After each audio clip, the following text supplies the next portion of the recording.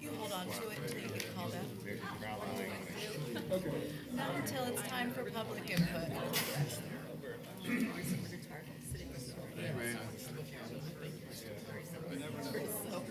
Always makes me that song. Yeah. So I thought this was a good yeah. So Dave, how you been, man? And yourself. What's it called? Okay. You ready to move over? If it's a humble load, then that's Join.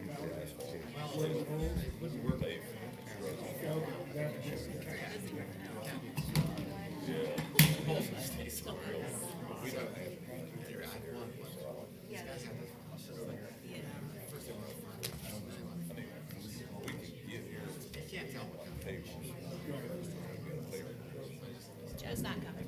I can pull that. he did take it. He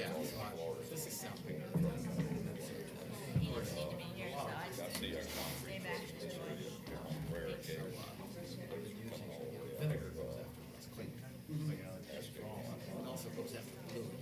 Oh, yeah, okay. Unexpected.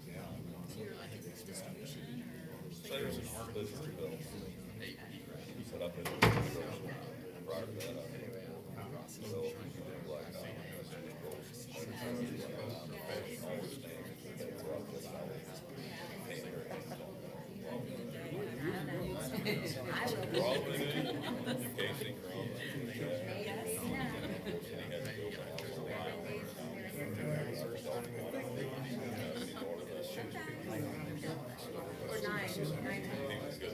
Depends on how many.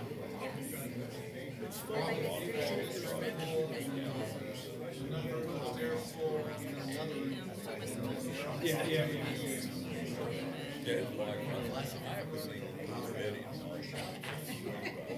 Yeah.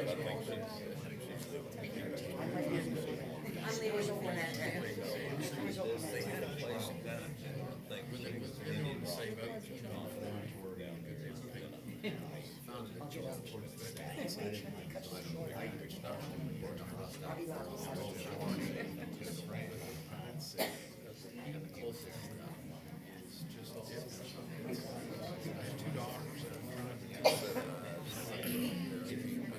Oh, that's where I finally, I couldn't do the context anymore, and I got tired of carrying the glass, the cheaters around, so I'm like, I give up. It takes a while to adjust. They've gotten better, though, with the transactions. Yeah. I know, it takes a while. Even every time I go and get updates, it takes me a few days. I feel very nervous. Yeah, I know. Yes, that's my understanding, and I think they're going through the change of the guards.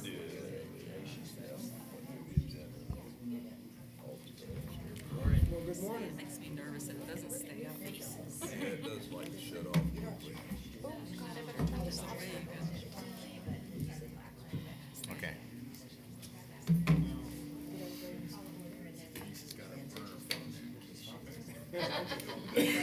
Is that what that is, the burner phone? Joe, this is the one I'd like to leave at home, because it's always work. You know, you can track burner phones too.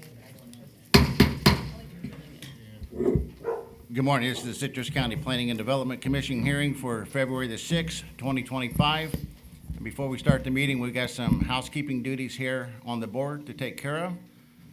So we'll ask Ms. Katu or Mr. Landon to take over. Yes, good morning, Mr. Chair. We have two board members that are new, and then we have two that are departing us, and we want to recognize them for their years of dedication and service to this board and to our community. It's a thankless job, and it pays terrible because it doesn't pay anything. So we just want to recognize them. It's a big sacrifice to you that are on the board and to those who have served on the board. To selflessly give to their community. So we just want to take a moment and recognize them. We have Stacy Worthington and Robert Bass, who are both in the crowd, and just want to recognize them with a plaque, and then they'll have to take a picture with Miles, and it'll have to go on the internet, so anyway. All right. Congratulations.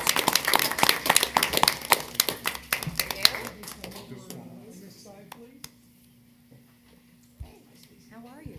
Oops, sorry. And if we want to do them together or individually? Okay. The board behind you, oh no. Together would be great. Would you,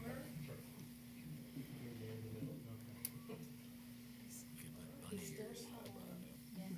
Eric's still the tall one. Yeah. Mr. Bass is tall. I know. Thank you very much. Thank you.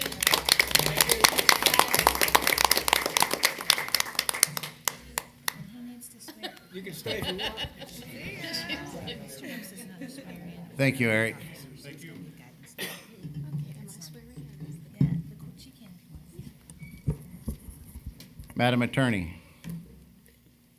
Do you have an agenda? I'm sorry, my computer's not up yet.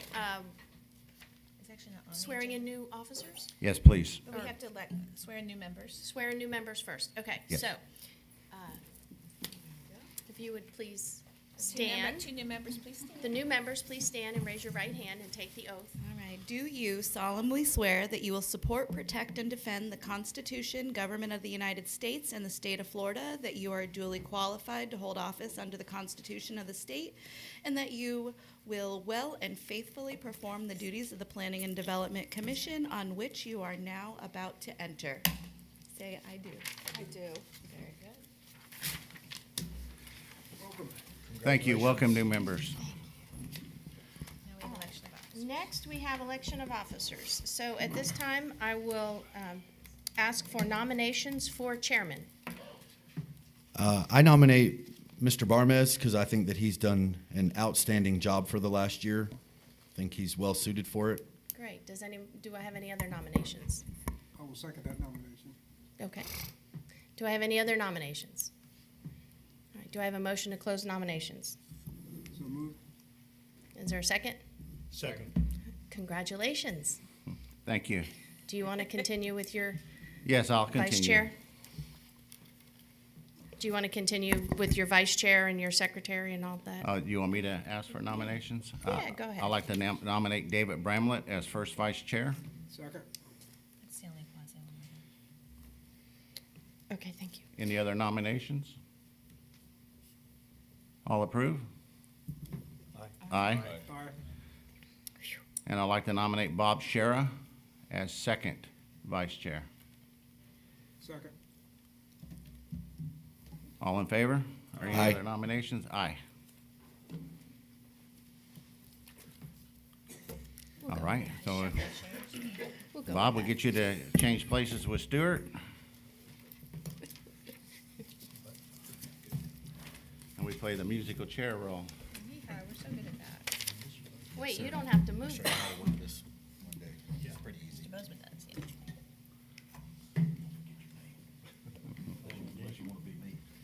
I could be Stuart today. Wasn't behaving. All right, ready for it to go? You're still going, right? Yes, absolutely. I'll be military. Only the first one. Second one's OA. While you're switching chairs, Mr. Chair, I'd ask if there have been any ex parte communications on PUD 3026, and we'll start at the end with Mr. Dixon. No, ma'am. None. Site visit. Site visit. None. Site visit. Thank you. Jeanette, you can pull that down. You can pull Those down. Yeah, get these close to your mouths when you speak so everyone can hear, please. All right, you're on. All right, now if you'd like to join us at this time, I invite you to please stand for the invocation and please remain standing for the Pledge of Allegiance. Dear Lord, please give us the grace to be understanding, patient, and tolerant. With these attributes, we can conduct our work in a manner to which will be pleasing to Thee, our county, and its residents. In the Lord's name, amen. I pledge allegiance to the flag of the United States of America and to the republic for which it stands, one nation, under God, indivisible, with liberty and justice for all.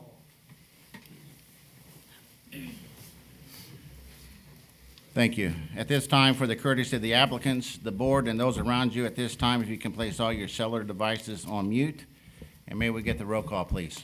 The following Planning and Development Commission members are present. Chair Richard Barmez, David Bramblett, first vice chair, Robert Shera, second vice chair, Stuart Bozeman, Jeanette Collins, Michael Facemeyer, Kurt Stone, and School Board Representative Chuck Dixon.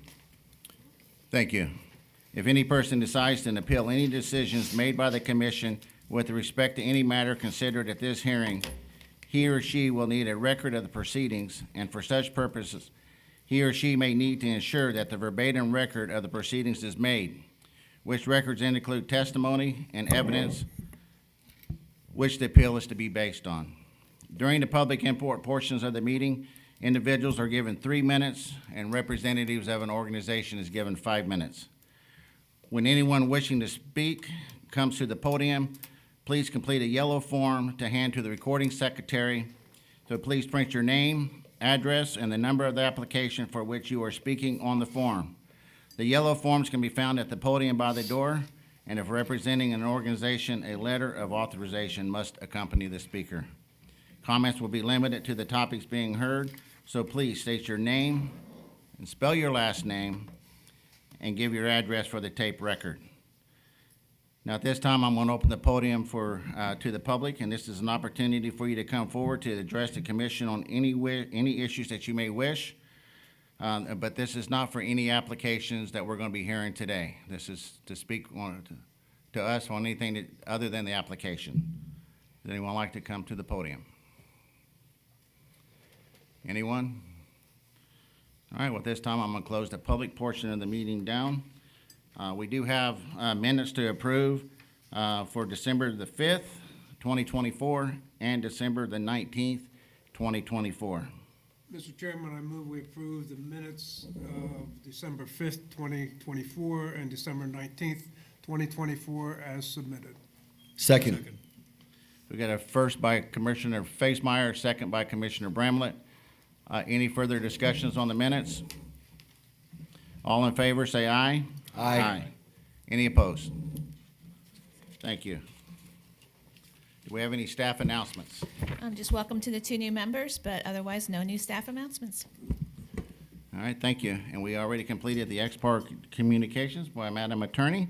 So now it's time for application PUD 3026 for Clearview Estates. If the applicant is present, can make his way to the podium as we get the introduction, please.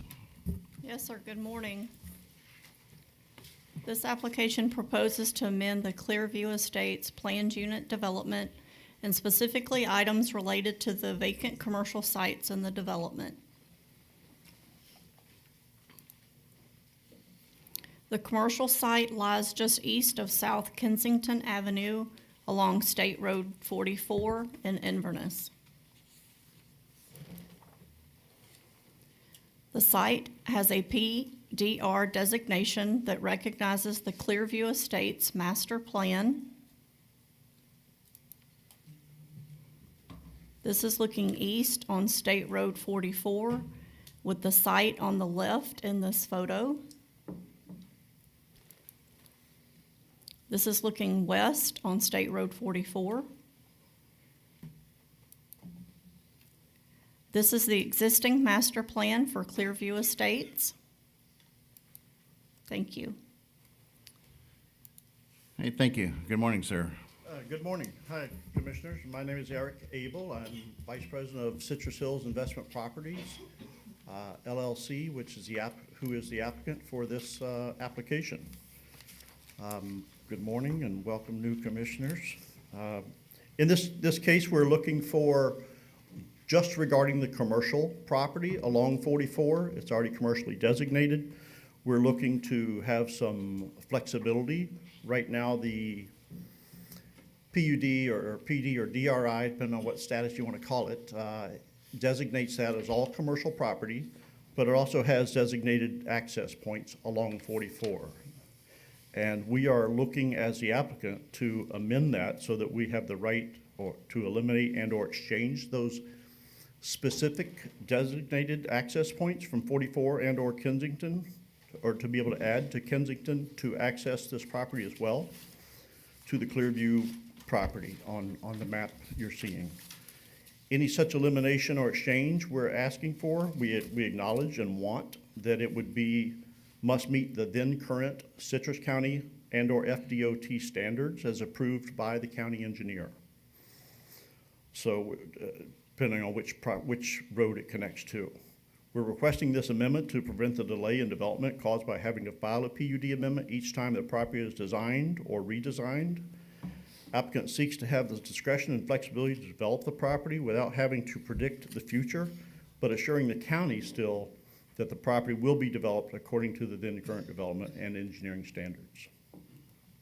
The second point of our application is to request the right to design and create out parcels within the commercial property that can be accessed by internal ways and access points. In other words, right now, the access points would go, if we put an out parcel along 44, it would have to have a specific access point off of 44. And to eliminate traffic or reduce traffic on 44 and access on and ingress, egress to 44, we would want these out parcels to be accessed through internal roadways. So if once a customer is on the property, they can access the internal. It keeps traffic off of entering and exiting to and from 44 and/or Kensington. Again, this is amendment is requested to prevent the delay in development caused by having to file a PUD amendment each time an out parcel is designed or redesigned. We seek to have the discretion and flexibility to utilize this concept of internal access to out parcels where it's deemed appropriate, and again, must be consistent with then current county standards and/or FDOT standards, and with approval of county engineering staff.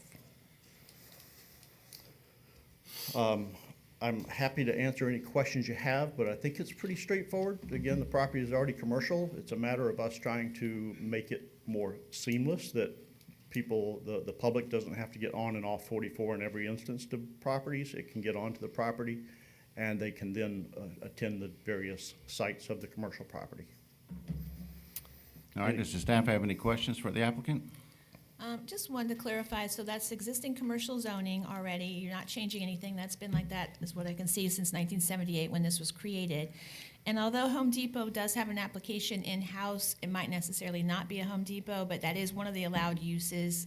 They're not being asked to consider Home Depot, is that correct? That is correct. We're not here on behalf of or for Home Depot. This is purely a development viewpoint that we don't want to have to, whether it's HD or Home Depot ends up going there or choosing not to buy this property, does not matter. I think this fluidity of development is extremely important for the next buyer. Otherwise, in every instance, I would have to come, and this is what became obvious now, is if Home Depot wants a certain access point and designed a certain way, and staff were to say, okay, we'll approve that, but under this scenario, if Home Depot doesn't close on that property, now the property is burdened with different regulations that might not and probably will not affect the next buyer or concerned. They won't like it. So now I've got the property even more bunged up with more regulation on it that doesn't make sense because it was to a prior application, even though that application may or may not have come through. Thank you. I'll be here. If your questions arise, I'm happy to answer any questions. All right, does the board have any questions for the applicant? Commissioner Facemeyer. Eric, can you refresh my memory and the board's memory? We heard an application in this area within the last year or so. How does this application differ from that? It is the same property. We were looking a little more, in our eyes, we were looking more toward the property on the east at that time, but we were looking for the ability to convert some of this commercial property to residential property. And that may or may not still happen. I don't know. We don't have that crystal ball, but we'd like to know that that is an option. If we want to reduce the commercial acreage and become more residential, we have that ability right now based on the last approvals. My question was, is this the same parcel of property? And the answer is yes. Yeah. The answer is yes. It's within the same 78 acres. Thank you. Thank you, Commissioner Facemeyer. Commissioner Shera. Good morning. Question for you. So we're focused primarily on the area that's west of Run for the Roses and bordered between Run for the Roses and Kensington Avenue in terms of access points onto 44 or from 44? This application regards the entire 77.5 or 78 acres of property. So I think it's probably more acute to the ears of staff at this point in time because Home Depot is trying a building site review on a piece that's at the corner of Kensington and State Road 44. But this PUD amendment is to affect all of it. I want to solve this problem for all of the commercial property, not just that one piece. So in the entire 77, 78 acres. And Mr. Abel, the coordinators put the slide up to show the area, the entire Okay. area. But it's all of that in the dark line, so not just the part west of Run for the Roses, it's also the part to the east of Run for the Roses. I understand your response, and as we look at east of Run for the Roses towards the retention area, at this point, the only access into that property would be, in the future access, would be from Run for the Roses. No, the map H, if you can pull up map H, you still have that ability? It's the master plan for the DRI. It's like the Map. last slide.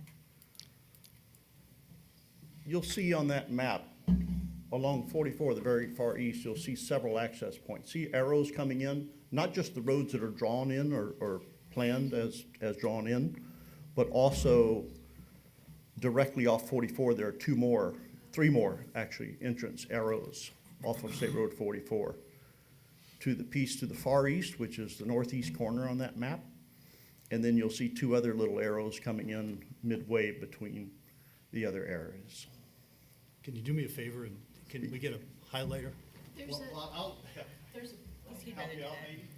You'll see arrows here, here, and here as well. So there are access points directly off of 44. Okay, I'm looking at a higher resolution on the screen in front of me, so I see what you're saying then.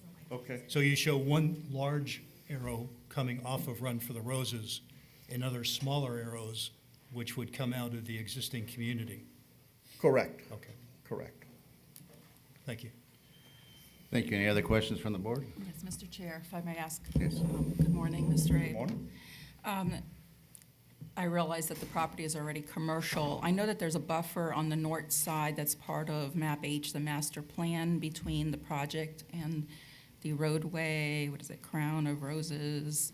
I can't tell from the size of this map, what would be what's the size of that buffer? And that buffer is going to remain, just for the audience's. Yes, the buffer Knowledge. is intended to remain. I do not know the size of that, the width of it. I'm hoping Joanna maybe can help us there. But it is according to current county standards, and we would, of And that course, would keep that as maintain. well, to separate the residential, to protect the residential from the commercial development. Okay. Now, the plan that's existing right now, does show the one cut through that southern parcel, which would, as shown, you could potentially create a drive extending from 44 all the way to that roadway. That's is it Is that Crown of what- Roses or Run for the, Crown of Roses. Crown of Roses. It's Crown of Roses. So that is in existence, approved at this point in time, yes. And we're not looking to eliminate that. I understand that Home Depot may be looking to amend that. That's not, Okay. that's not for today's discussion. Okay.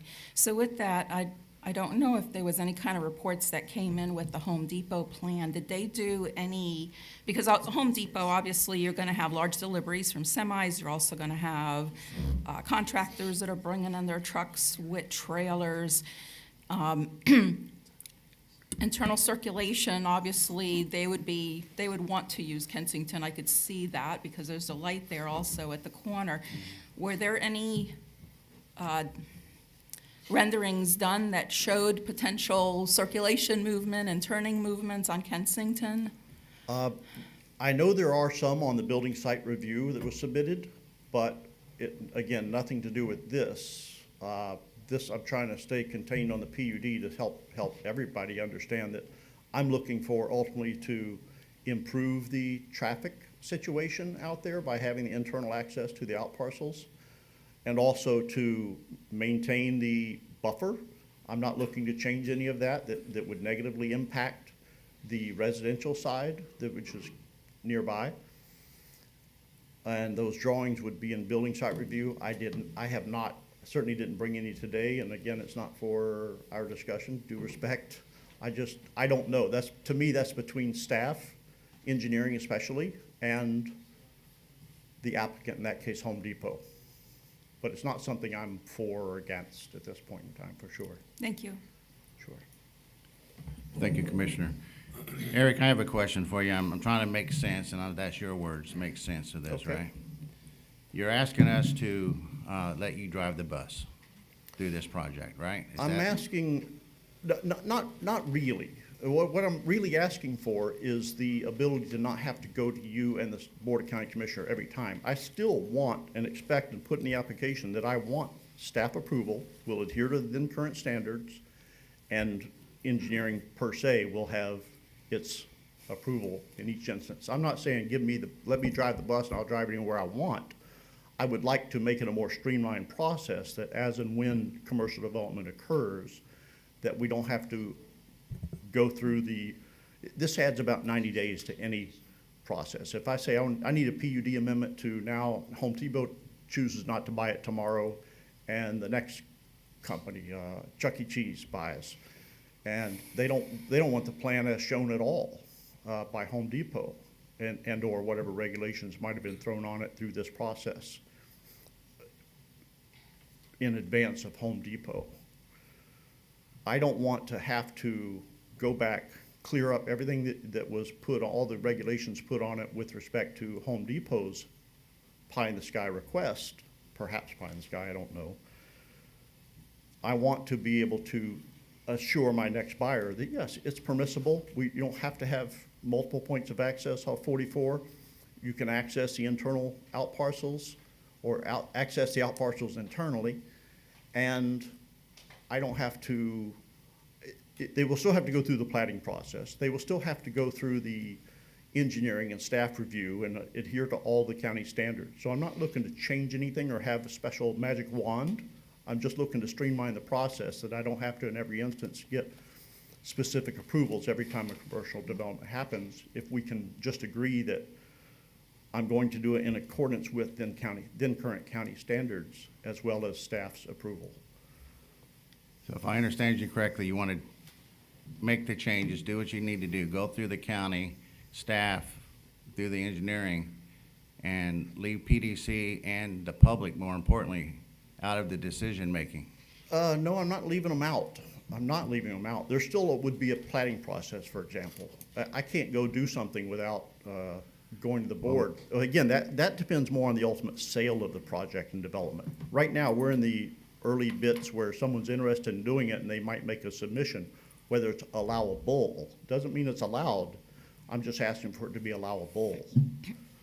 So let's say we grant this to you, and then the next job, the next developer comes in and say, well, we did it for Clearview Estates, and then what happens to our land development code? What happens to the process that we have in place?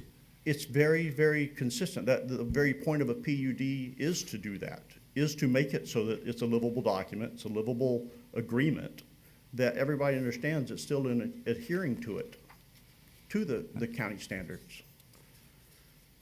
Well, if you can't tell by now, I'm not 100% in line with you on that. Okay. I don't like the fact that this will take majority of the public input out. And I think our public and our county residents deserve better. And I'd hate to make a change and give you special permission or Yeah. special approval for something that is not right for the next guy.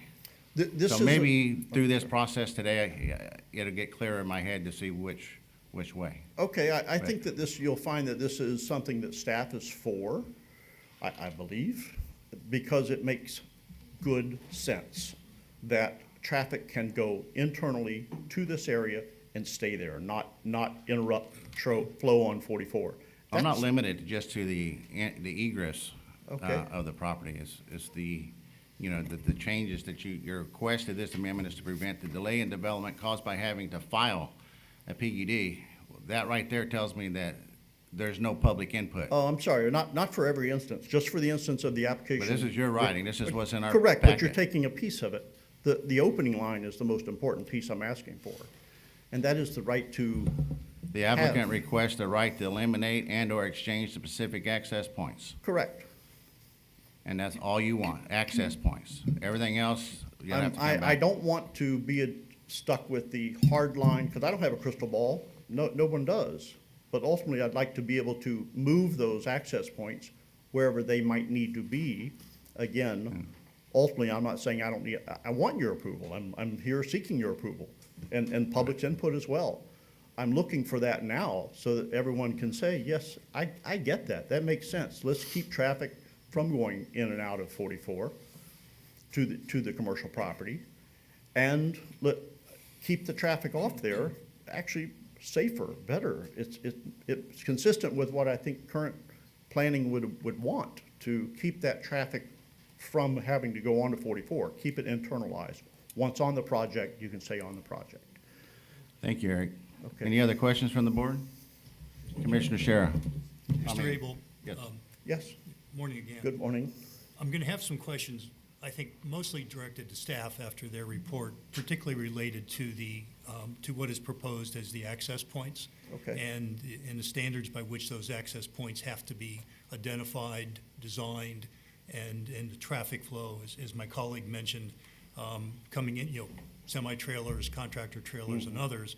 And can those roads adequately handle that kind of traffic for a future Home Depot or similar kind of application? If I understand correctly, we're not here today to vote on Home Depot or to make an opinion on Home Depot, but it is the implied future use, Home Depot or similar. So we have to keep in mind what the implications of that would be in terms of traffic. Total respect for that, and I, probably like you and the Board of County Commissioners, rely on staff ultimately to work that out with the applicant, whomever that is, and whatever development they want to put in. If it's a Home Depot, let's say, and they have I guess what I can imagine, the closest to almost industrial with sometimes the trucks, whatever nights they come in, that will be done with staff engineering looking at it and saying, yes, that is consistent with what the current county standards are, and it makes sense to us, and it's approved or disapproved for this reason or that. Thank you. Thank you, Commissioner Shara. Commissioner What do you Stu. see going out there? I mean, what kind of development are you wanting to go there? Chuck, please come up to the mic so we can hear you, sir. So what kind of development do you want to go out there? What are you targeting? I don't think we have a plan for target. Like I say, we love flexibility. I've owned this property for 40 years now. It's been a long time, 78. Owned the property a long time. The crystal ball just still doesn't work after 40 years. So what we look for is the ability that I don't want something that's I mean, Home Depot is an example. In our negotiations with them to get to even a contract right now, and it's not closed at all. I'm not sure it will be. We'll see what happens.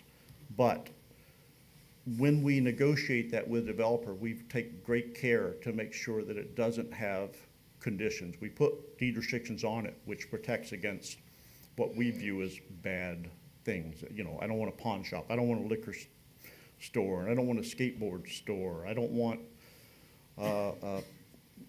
all kinds of what I think of as nuisance problems that can create issues for not just the site itself, but also the residential area behind it. We care about all the property we develop at Citrus Hills, and we do take the long view when we do sell something.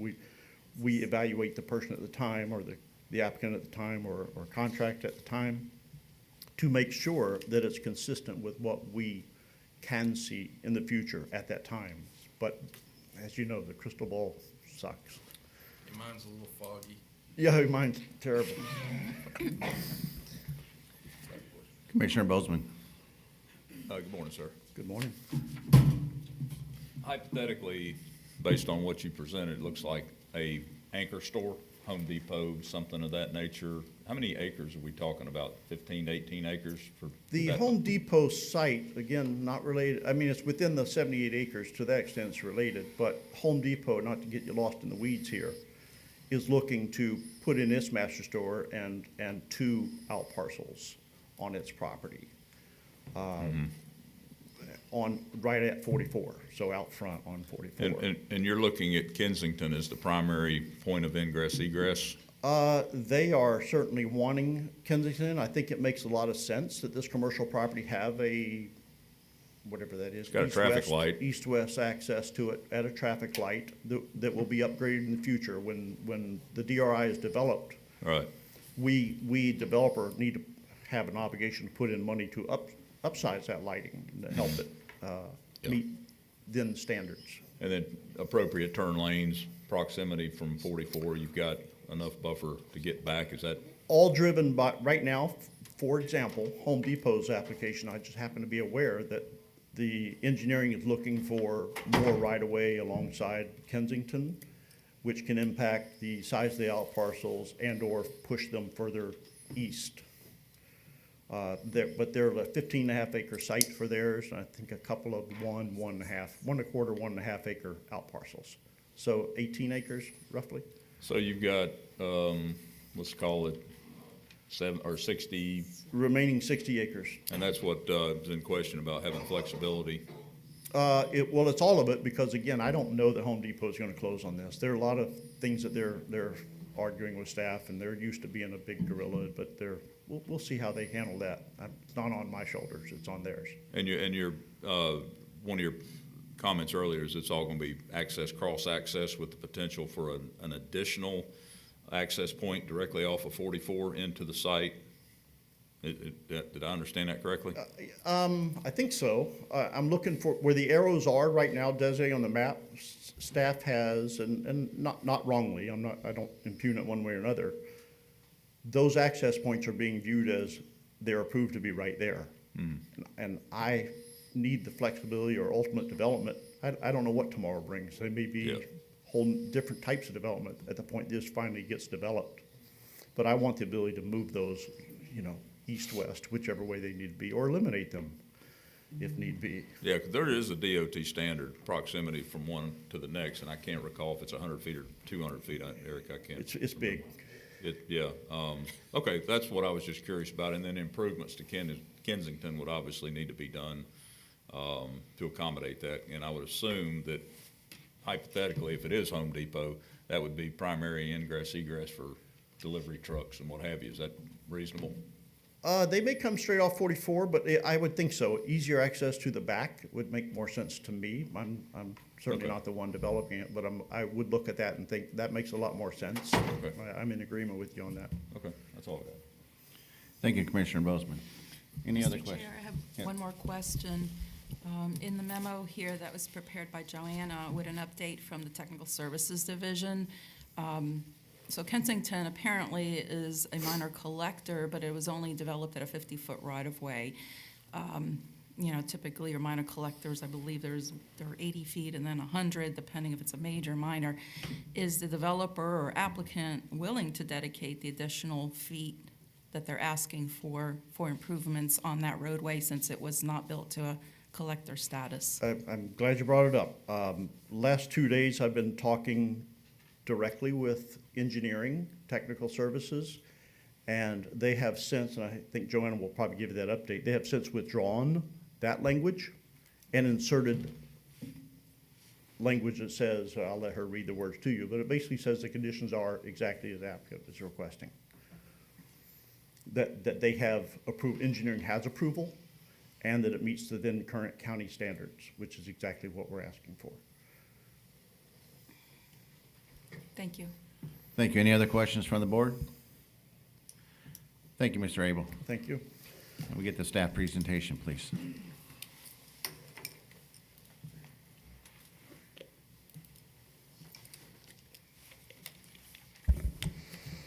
Y'all clear as mud, right? I know, it's a little confusing. This particular application would amend the Clearview Estates Development of Regional Impact. Development of Regional Impact is something that no longer are created by the state, but when they were developments that were so large or had such an impact that they would impact surrounding areas. So Clearview Estate was created in the late 70s. This is the commercial part of Clearview Estates. We have had a lot of public input and calls to our office because obviously people within 500 feet get notice or see the signs. These have been commercial since the 70s. That's not proposed to change. The use of a Home Depot or a Lowe's or a McDonald's are all frankly allowed there because they are commercial. So you're not being asked to consider Home Depot itself. That said, you'll see some of the references in the staff report because we do know we have a permit in-house for Home Depot, although Mr. Abel has testified correctly. We don't know it's for sure going to be one. So I was going to skip that one for a second. This is the DRI, and y'all were talking about the access points. So the blue, I am not great with this either. Okay, so this is Run for the Roses, existing roadway. The potential site for the Home Depot, if happens, is down here, and this access point is already here, and they are proposing to use that. Now, there are also other access points. There's one right there that's a right-in, right-out. There's another one farther on down there. Whoops, I went too fast. Another one then to the east between Run to the Roses and the DRA. So what they're asking to do is put one on over there on the left-hand side, which is Kensington, instead of this particular configuration. Now, I will say that the big box store is proposing to use this. And then the cross-access, which I've put in blue there, they're supposed to not come off of 44 every 500 feet or 200 feet. I heard Mr. Bozeman say maybe 200. I think it's like 400. It's really, really high for FDOT. But all right, so this is what we have in-house as a permit. You're not being asked to consider Home Depot, and that's where things get complicated, and Ms. Collins touched correctly on that. You'll see a memo in the staff report from engineering saying, okay, we can allow this on Kensington, but you have a problem with Kensington. It's narrow, it has some issues. So you're going to have to put in a turn lane, or you're going to have to donate some right-of-way. And the applicant met with engineering, and I have an engineering staff representative here because I'm way out of my lane, so I'm not going to try to go into anything technical. But basically, right now, they're asking for an access point on Kensington for something, an unnamed, perhaps Home Depot, perhaps not, commercial site. So engineering has changed their conditions in that memo in there. And their condition now is that we can approve a driveway on South Kensington with the following condition: that the access and roadway must comply with all applicable standards in effect at time of development and receive approval from the county engineer. Now, I followed up with engineering because I didn't quite understand why there was such a big difference either. It depends on the use here. So a Home Depot is a very intense use. It's going to have a lot of traffic. It's going to have the trucks, as some of you have touched on. That particular use will probably trigger that right-of-way donation and the road widening and a turn lane, et cetera, on Kensington. But if it's an office, for example, somebody wants to put a tax office there, that's not going to have that kind of thing, and it's not going to trigger those. So that's why it's written very generally now as, yeah, we're okay with an access point over there, but you might have to do more, and we're going to have to look at it depending on the use.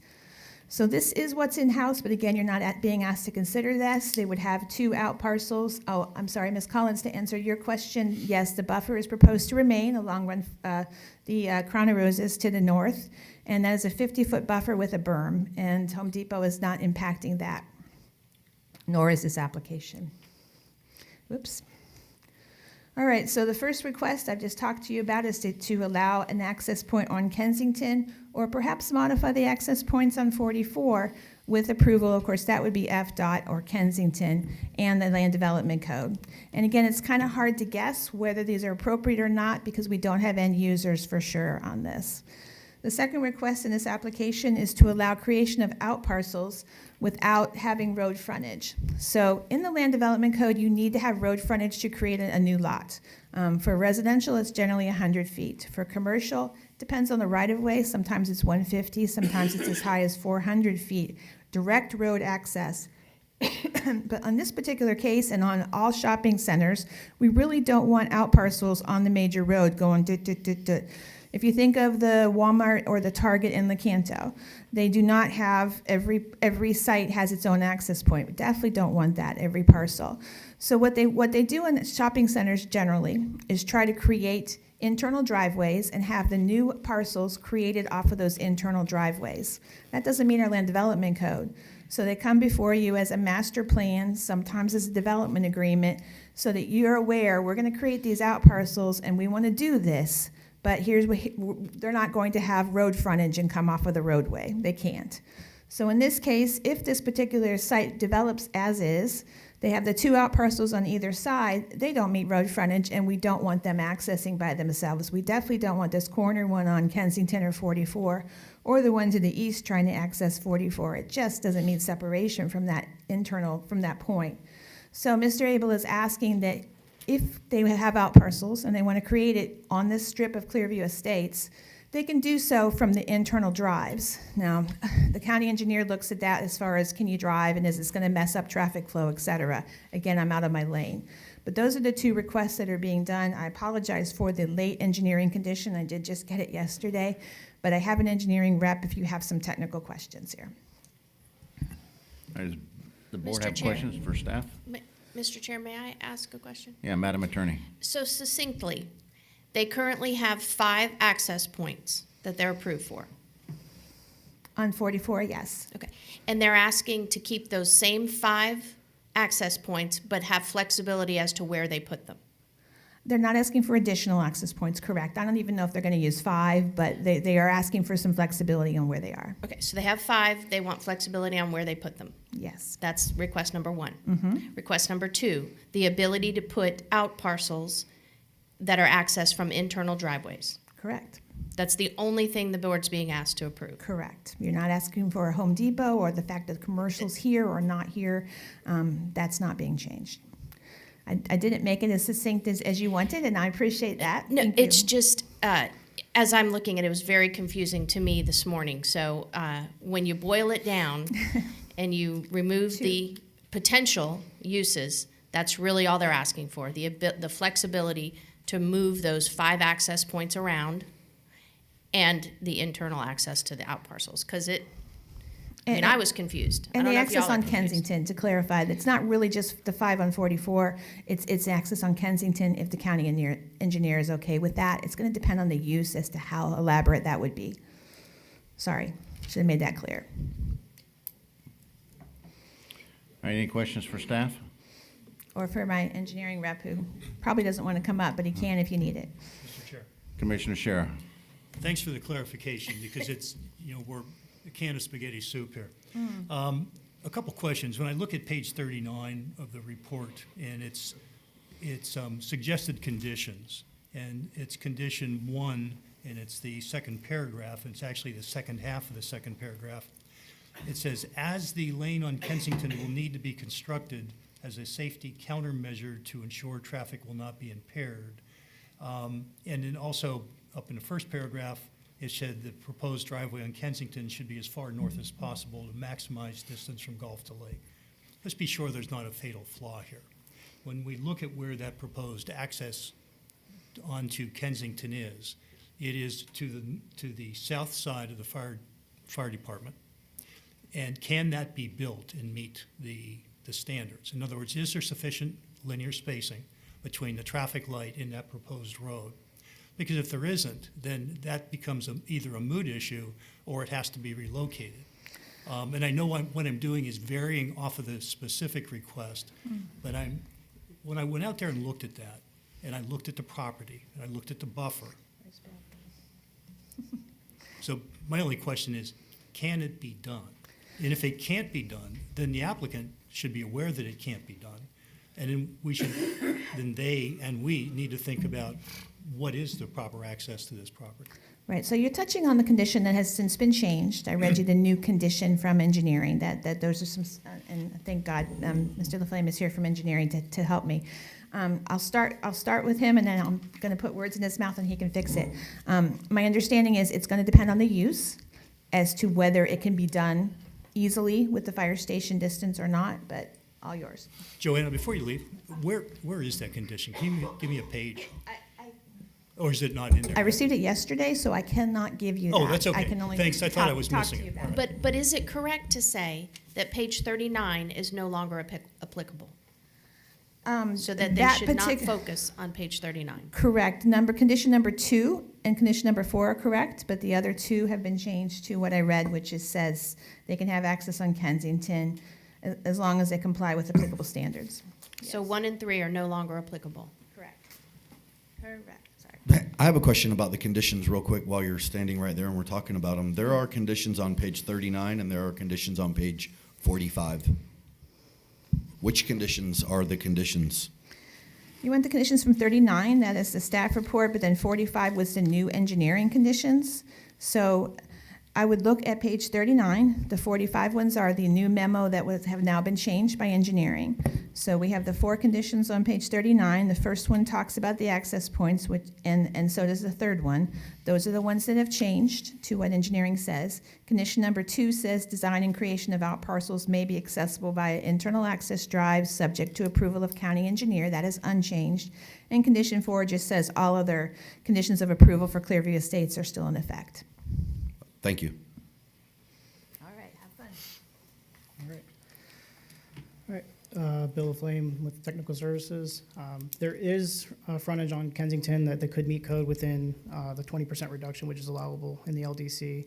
We were looking at having it further north, closer to the fire station driveway, just to get it further away from the highway. That southern driveway from the fire department we look at it as a lower volume traffic. It's specifically for the fire trucks. They have the other driveway for their other traffic. So we looked at it as being a little closer to that, further away from the highway would be a good trade-off, and that's why we were looking at the other turn lane. But again, that's for Home Depot. If something else comes in, they'll have to submit a revised traffic analysis and see what kind of vehicles they're proposing. Sorry. And we'll look at it at that time. Have you any other questions? I do have a question for you. In your opinion, you're saying that you're gonna bring the Kensington closer towards 44, No, it'd be further away from 44. closer to the fire department. Closer to the fire department, yes. The proposed driveway. The one Home Depot was proposing is closer to the fire department than 44, yes. So then, is it in your professional opinion that the egress for that area right there, is that to the middle of the proposed Home Depot, in the back of Home Depot, the front of Home Depot? As opposed to trying to guess? That one site plan kind of showed it. I know it shows in the front now, but if you're gonna move it back, No, that's pretty much where they're proposing it, towards the back part of the frontage on Kensington. But like I said, there is enough frontage there where they could meet the 230 corner parcel spacing and the 245 driveway spacing, but because we're trying to keep the traffic from backing up off the highway, the county engineer looked at it and we agreed that it was smarter to keep it a little further away from the highway. and that'd be enough for tractor trailers to pull out onto Yes. Kensington without causing emergency vehicles blockage? If they make the changes that we're asking for, again, that's still kind of under review, and we're not sure if that's going to happen, but we are looking at additional turn lane warrants because the Home Depot analysis only called for one turn lane, and that's the only improvement they proposed, and we were asking for more based on the traffic and the traffic counts they provided and LDC requirements because Kensington is so narrow. Sorry. Then my second question, 2 parts to that, is the internal roadways that they're suggesting to provide and eliminate the road access from State Road 44. Isn't that completely against our land development code, or did I not understand it or read the wrong something somewhere? They're basically asking for cross-access, which is encouraged in our land development code. It's Right. required on commercial frontages. Their exact location of driveways on 44, I can't say. That's the state's determination. They may not be able to get all 5 of those driveways approved by the state. I don't know. It's not our call, though. But as far as internal access to their outparcels, it's in our code to require cross-access, so that's a net positive. Thank you. Commissioner Shara. Good morning. Yep. What is the consideration for going south on Kensington? If this would be in fact a Home Depot in intense use, is there sufficient right-of-way available that you could add a left-hand turning lane, again, coming south on Kensington towards 44, if you were going to come into that entranceway? Is there sufficient space and right-of-way to allow a left-hand turning lane? That was the one that their analysis didn't say that it warranted it, but we looked at it and we we felt that it would make it safer, and the county owns that property, so we were gonna work with them as far as getting the right-of-way set up for the turn lane. Okay, so follow-up question for its technical services. Have you ever been in a position where an applicant comes in, we know this is zone commercial, we know that they have approval for 5 access points, but it doesn't work? You know, you cannot safely, under your guidelines and standards, allow an access road at that point. Do you say no? Because this happens after PDC, even after BOCC review and approval. So does engineering, do they stand up and say, you cannot locate it there? I'm sorry, I have to interrupt. Please don't deal in hypotheticals. Well, what I'm actually asking, is this a fatal flaw? Can this be built the way it's shown? It's not before you today. Whether or not Home Depot can fit on this parcel is not a question I'm before not talking you. about Home Depot, I'm talking about the access road. That access road is not before you this morning. That plan, if we can put the picture back up, that plan is being negotiated between staff and Home Depot. If Home Depot chooses to go through with the purchase of the property, which Mr. Abel told you, they're not closed yet. So we don't even know what's going to go there. That's just, at this point in time, Home Depot is trying to negotiate with staff to see if they can fit it. If they can't fit it, something else might happen. They might not close. They might not sell to Home Depot. We don't know, but that's not a question before you today. That's And a I fair understand that that much of the material was focused on that, and I understand why it's confusion, and I was confused. But what it boils down to is Mr. Abel is here trying to amend his Clearview's DRI. That's it. So Whether what- or not staff can negotiate with Home Depot to get the turn lanes, to get the 50-foot right-of-way, to do all those things, that's not before you. And I'm sorry, because I agree with you, it's very confusing. Okay, if But I that's could, not before you. Can I address a question to you? Sure. Okay, let me take a half step back. Mm-hmm. So to your clarification a few minutes ago, the applicant is zoned commercial. Yes, He has approval, the applicant has approval for 5 access points yes. that are not yet confirmed, but are shown conceptually. No, they're confirmed. They are confirmed. They're confirmed right now on that. Can we put the current DRI up there? That one. They are confirmed in those locations currently. Right there, those 5. That's all they got. And so what they're asking for then is the ability to relocate those at some point in the future if necessary, Correct. with approval. So my question would be. They're not going to come back before this board for approval. Okay. They're going to work with staff. And remember, pardon me? In the state. Well, perhaps.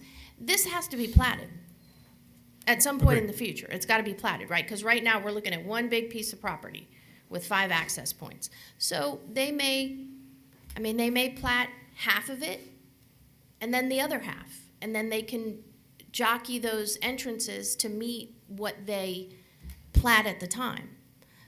So really, they're just asking for flexibility to move them. And one of them might wind up on Kensington if it checks all the boxes, because that's the condition. It's got to check all the boxes in the land development code, the comp plan, and the county engineer has to agree to it. So if they can't fit, it's not going to go there.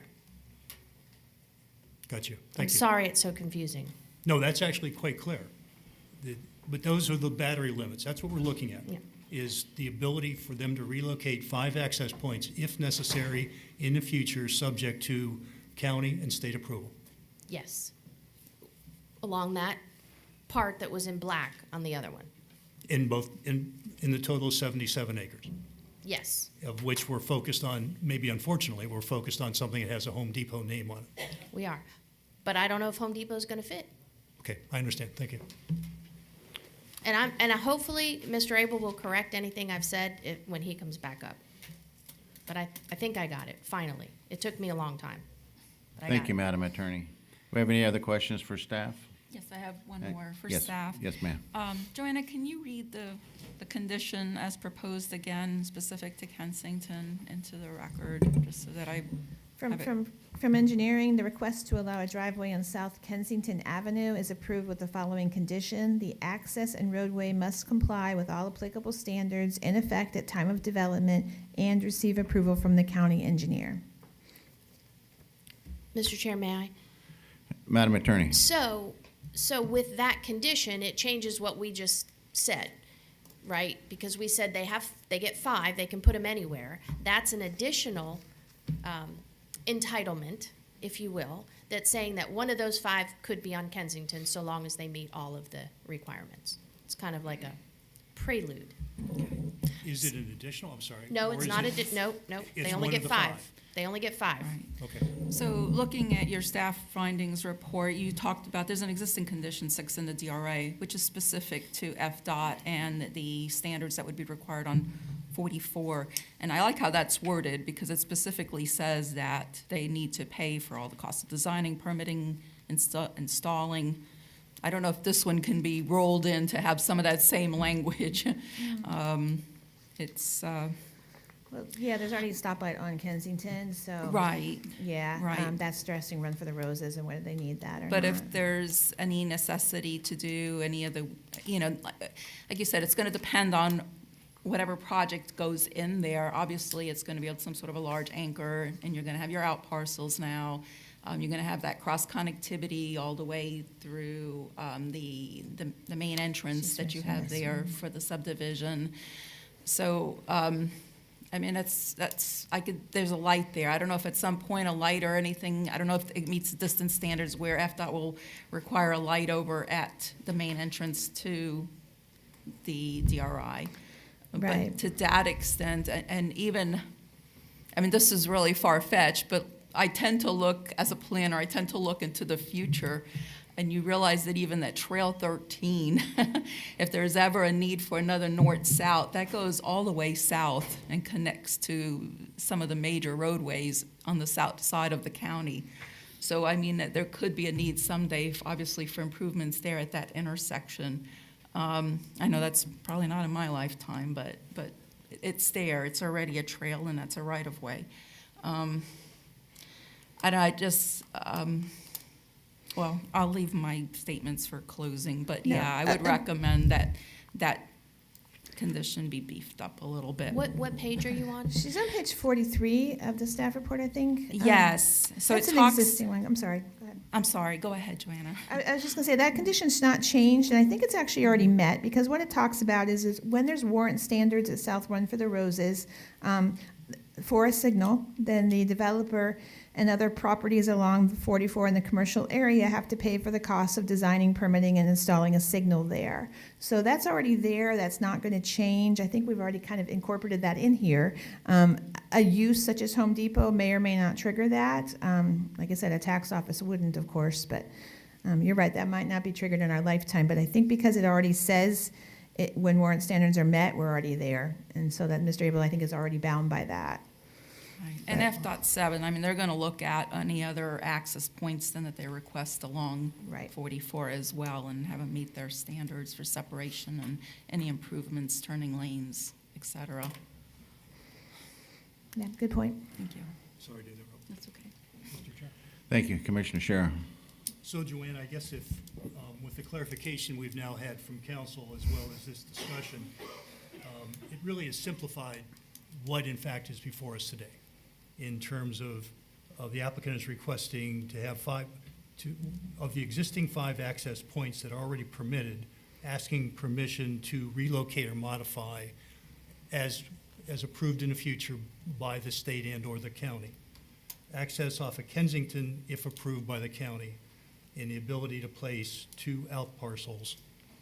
And I'm a little bit confused about that, but the ability to place 2 out parcels within this, or is that not part of today's? It's not 2 out parcels, it's any out parcels, but they, for the commercial area, would have access not on 44 or Kensington for their recognition, but instead be able to be created off those internal drives from whatever shopping center or retail center is there.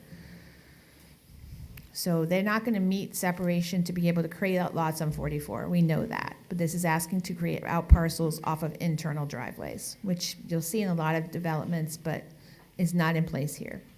So if this would come to a vote today, one of the questions that's going to come back to you is to clarify the conditions. Okay, I'd rather them, but yeah, it's fine. I don't mind And again. I don't know if that's possible within a period of time of this meeting, but those would have to be clarified. I'm not So- following. Well, if this would come to a vote, Uh-huh. it would, and it will come to a vote, so Right. it would be conditioned. Condition 2 and 4 are exactly as written by staff. And those are on And then page 39. Page 39, right, plus what I read to you today from engineering would be the third condition. Okay. And may I? And there are existing conditions that we're not addressing today. Right, which condition 4 says all other conditions of approval remain in effect, including the one Ms. Collins has pointed out about perhaps a signal when run for the roses, if warranted. Could you say that one again? What Ms. Collins was pointing out was an existing condition in the Clearview Estates that's not proposed to change, that says that when they meet the warrant for a traffic light at Run for the Roses, the developer of the commercial sites has to pay for it. Yeah, I believe that's in here. Yeah, and as that's well. not changing. Okay, thank you. Joanne, I just got one question for you. I'm gonna go back to the question I asked Mr. Abel about driving the bus. Is the county okay with them making decisions and making changes without going through the process? This is a process. Right, this is. it- But next week it might not be. I hope not. I'm not planning on changing that. I do have an ordinance amendment next, but it doesn't do this. It's subject to approval by the county engineer. So I don't know what the county engineer in the future will approve or not approve. I do know they had some concerns about Home Depot with all the conditions that they talked about, but Home Depot may not come here, so it's a little hard to guess whether we're okay with it or not. But we make this decision today and Home Depot decides to come in, we Then- just missed out on a process, right? I don't think so, because the county engineer has all these concerns about it. You heard his testifying that, turn lanes, they're gonna look at distance to the fire station, et cetera. All those things are still on the table. You're not asking for relief from engineering standards. You're asking for the ability to deviate from that plan with those access points. Thank you. Commissioner Bozeman. You say there's 5 access points that are approved, is that fair? That's what she's pointing out. They are in the master plan. Some of them are right in, right out. Some of them aren't. I don't, as he's testified, I don't know if FDOT's approved those, but the state, the county has put those on this map in the 70s.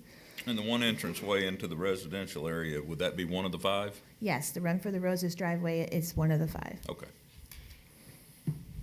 May I? Thank you. Madam Attorney. I'm sorry. So good to hear from you today. I'm sorry. Well, I was so confused, so I want to make sure you guys are not confused. And maybe it's just me. But when you say that they're driving the bus, just bear in mind that if there's a plat, there will be opportunity, that's quasi judicial hearing to approve a plat. So if they want to plat any of that, that would come before the public would have an opportunity to come before this board, do they do plats? No, that just goes before the Board of County Commissioners. But if any of these developments need a PUD, for example, if Home Depot needs a PUD, or if whatever does that PUDs will always come before you. So I don't think the only thing you're saying is that the driveways get to move without your approval, but I don't think anything's just gonna go there, without some kind of a plan and without a plat. I agree. I like the idea of the tax that Home Depot will bring to the county, but I just want to make sure that we, as a county resident, has our opportunity to voice our opinions. And I don't want to take that right away from the public, so thank you for clarifying that for me. And did I say anything wrong? No. No, Okay. you helped me out. Thank you. Any other questions for staff? Mr. Chairman, Commissioner Facemeyer. Joanna, if we were to approve this application today, would it in any way affect the buffers that would exist between the commercial property in Clearview Estates and the residential property? I know there's I seem to recall there's a significant berm buffer, at least on part of that. No. This wouldn't, I'm assuming this would not change any of that. You're correct. These are the only requests they're asking for, and all other conditions remain in effect, including that buffer requirement that is in place. And I know in our discussions, very preliminary with Home Depot, we made that very clear, and they were perfectly fine with that. They do not want to have any impact on the rear, and the buffer was honored, which it had to be anyway. Thank you. Thank you. Any other questions for staff? Mr. Abel, my apologies. I should have asked you to ask staff for questions. So if you have any questions for staff, now that we went long-winded. But thank Just you. enough to say thank you. I think they understand very clearly. It's boiled down, it's a pretty simple request in my view, and I think they certainly understand that, and I'm hoping that, seems like through the conversation, everybody understands it a lot better now. Thank you, But sir. I have no questions for them. Thank you. All right, at this time, the public portion of the meeting will now be open. If there's anyone present who would like to speak on this application, please come forward to the podium. As a reminder, individuals will have 3 minutes and organizations will have 5 minutes. When speaking on this application, please address this board. If you have any documentation that you want to enter into record, please provide a copy to the recording secretary. Our first speaker, please. Hi, the name is Walter Belt from Paladin Circle, Belmont Hills. The question is, if the board gives Mr. Abel a blanket approval to move his 5 access points, what's to prevent him from moving one of those access points to South Run for the Roses, which goes into residential property? That's my question. Thank you, sir. Next speaker. Good morning. Good morning. My name's Eloy Nunez, residence. I think you want me to spell it, N-U-N-E-Z. I live at 1090 East Crown of Roses Loop, 100 feet from the area where supposedly Home Depot may be building. I'm here to oppose the amendment as proposed by Mr. Abel, merely on the grounds that all the degree of uncertainty that I'm hearing. I heard Ms. Lynn mention hypotheticals, but yet everything, whether it's a Home Depot or God forbid what was that kid's Chuck E. Cheese. God forbid a Chuck E. Cheese would go there. But all seriousness, you're right to focus on the fire station, even though it's a hypothetical right now, but eventually it will be affected. Our neighbors that right next to me that are in the audience right now, they just moved into the last lot that Citrus Hills built, and right after that, this is when this started. Had they known that that would be happening, I think they probably wouldn't have built a house there. But having said that, the issue here is whether you're given blanket approval or you're going to look at it each one at a time. I think you're doing your due diligence. You asked some great questions that were right on target. And I suggest to you, I recommend that you consider those questions each and every time, because this could really turn out bad if they do certain things and they move those entries in the wrong place. So given that there's so many uncertainties, I would encourage you to look at each one at a time, do your due diligence, which I think I'm hearing from you already. So that's all I'm recommending. One last thing I'd like to say, I moved from Miami-Dade 18 years ago here because I love this place. Miami-Dade has a place called Hialeah. It's the poster child for lack of due diligence by their boards. You could have a cemetery next to a factory, next to a Chinese restaurant, next to anything you can imagine. The worst planned community you could possibly live in. It's a hellhole to live in. I love this county. I love Home Depot, and I respect the right of Citrus Hills also to do whatever with their land. That's what free enterprise, that's what makes America such a great place. So thank you for your consideration. All I'm asking is you consider one of these at a time, not give blanket approval. Thank you. Thank you, sir. Next speaker.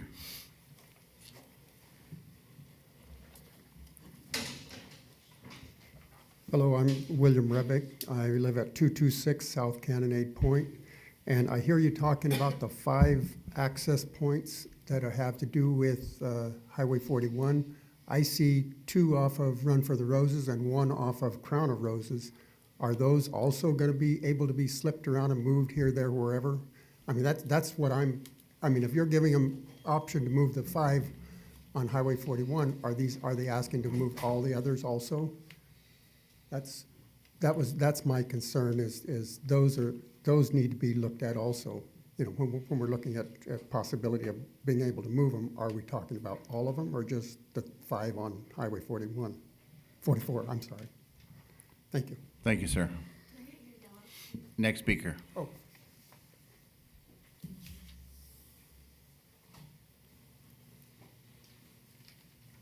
Morning. Charles Anderson, Anderson, 1143 East Whirlaway Circle.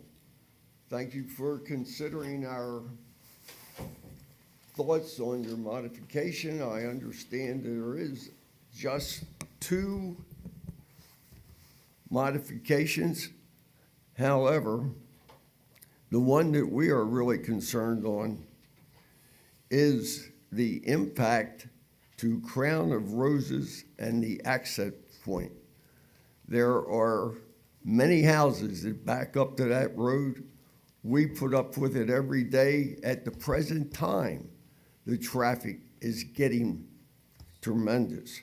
However, with the access point on the near Kensington, that will create even more problems.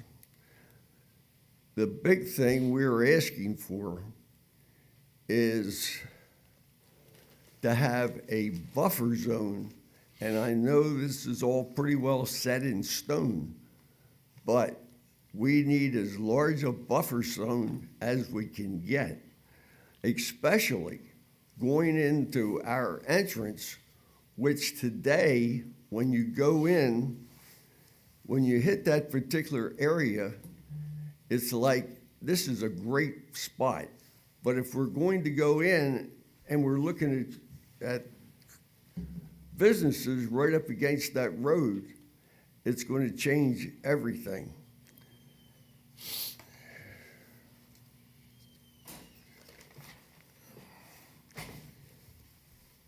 President Trump, who wrote Art of the Deal, said, "No good deal is good unless both parties gain."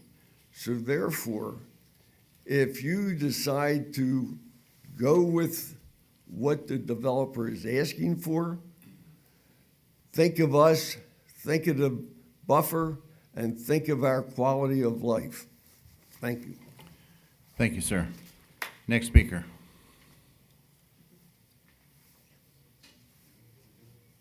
Anyone? I know that my neighbor, he wants to make a statement, he's in the restroom. Yeah. I have questions, but I don't know where to You have to go come to the as far as- podium. You have to come to the You have to come to podium, the podium. and you must fill out a yellow form Yeah, I didn't know where to find a yellow card at. at the door, sir. Can I get one now? When you're done, it's fine. Okay. My name is Jim Worley. I'm a current resident of Belmont Hills. First of all, when we purchased in that area, Citrus Hills pretty much told us that that buffer zone was always going to be there. They didn't tell us it was commercial property. And I think Mr. Abel, in part of his conversation, mentioned that was commercial and maybe residential. Is there a difference between the two? Or does he have to have that replatted for residential? And he hasn't spoken much about that partial that backs up to Eastgate Dancer. If you go into Belmont Hills and turn right, that part of the subdivision. Is this meeting only on the portion to the left? That's, would it be west on 44? Or is it consider his getting approval for entrances and through driveways? Is that for both parcels? And has anyone considered that the traffic on Run for the Roses that exits onto 44 how many accidents there have been in that intersection, how many fatalities or how many near fatalities. And if you put that much traffic into that drive area, which is sort of constricted anyway because there's a huge sign there. It is divided, it's wide, it looks like a good place for a driveway. But when you go in and you turn either right or left into those parcels, then that's gonna back up traffic in the subdivision. And if you look at the subdivision plat, that's one of the only ways in and out of that subdivision, unless you go all the way over to Norville Bryant.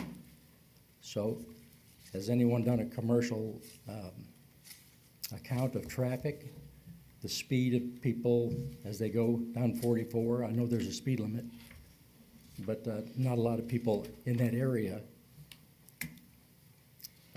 abide by that speed limit because they come off that traffic light up by Home Depot or Lowe's, and that's a good long run. And everywhere on 44 that I've seen since I've been in the area, there are exits in and out of the parking lots to get to these industries and businesses. Why would you want to take a residential drive and turn it into a commercial drive? And the amount of noise and traffic that would go in and out of there. And if you propose a Home Depot, has anyone studied the amount of noise, the decibel level of those trucks, fork trucks backing up, beeping, making noise? So maybe I'm approaching my 3 minutes, but I appreciate your consideration in all these matters. Thank you, sir. Thank you. Next speaker. Please get the yellow form, sir. Thank you. Next speaker.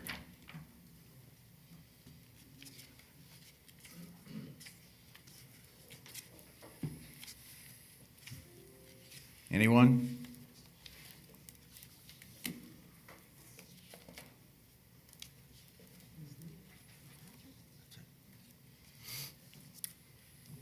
Is he still in the restroom, or is he? Okay. All right. Mr. Chair, if I can, while we have a second, I'd like to clarify the conditions that are recommended, since I know there was some questions about that. So condition number 1, I had said to remove it completely. Actually, we need to leave part of it, and I apologize. For the commercial office retail area of the DRI, any proposed and/or revised access points to State Road 44, take off Kensington, are subject to approval by the county engineer, and then the remainder of condition 1 would be removed. Condition 1 would stay as is. For the commercial office retail area of the DRI, design and creation of outparcels may be accessible via internal access drives, subject to approval by county engineer. Condition 3 would be the engineering one I read earlier. The request to allow a driveway on South Kensington Avenue is approved with the following condition: that the access and roadway must comply with all applicable standards in effect at time of development and receive approval by county engineer. And condition number 4 remain unchanged. All other conditions of approval of Clearview Estates DRI are affirmed and remain in effect. And I wasn't trying to close open to the public, I just knew we had a little second there, so. Great, thank you. Last call for anyone from the public. All right, Mr. Abel, the podium is yours for a rebuttal, sir. Think you again. Having heard each of the comments, and I certainly understand where each are coming from, but I think I can clarify the outcome, what I'm asking for. So if we don't get these approvals, Home Depot or anyone can still build. So to thwart this does not stop that development from occurring. But if approved, this would allow us to lessen the impacts of that commercial development. So I genuinely believe that this is nothing but a benefit to those residents nearby, because I want to be able to lessen those impacts by creating the internal driveway access and not creating problems for it.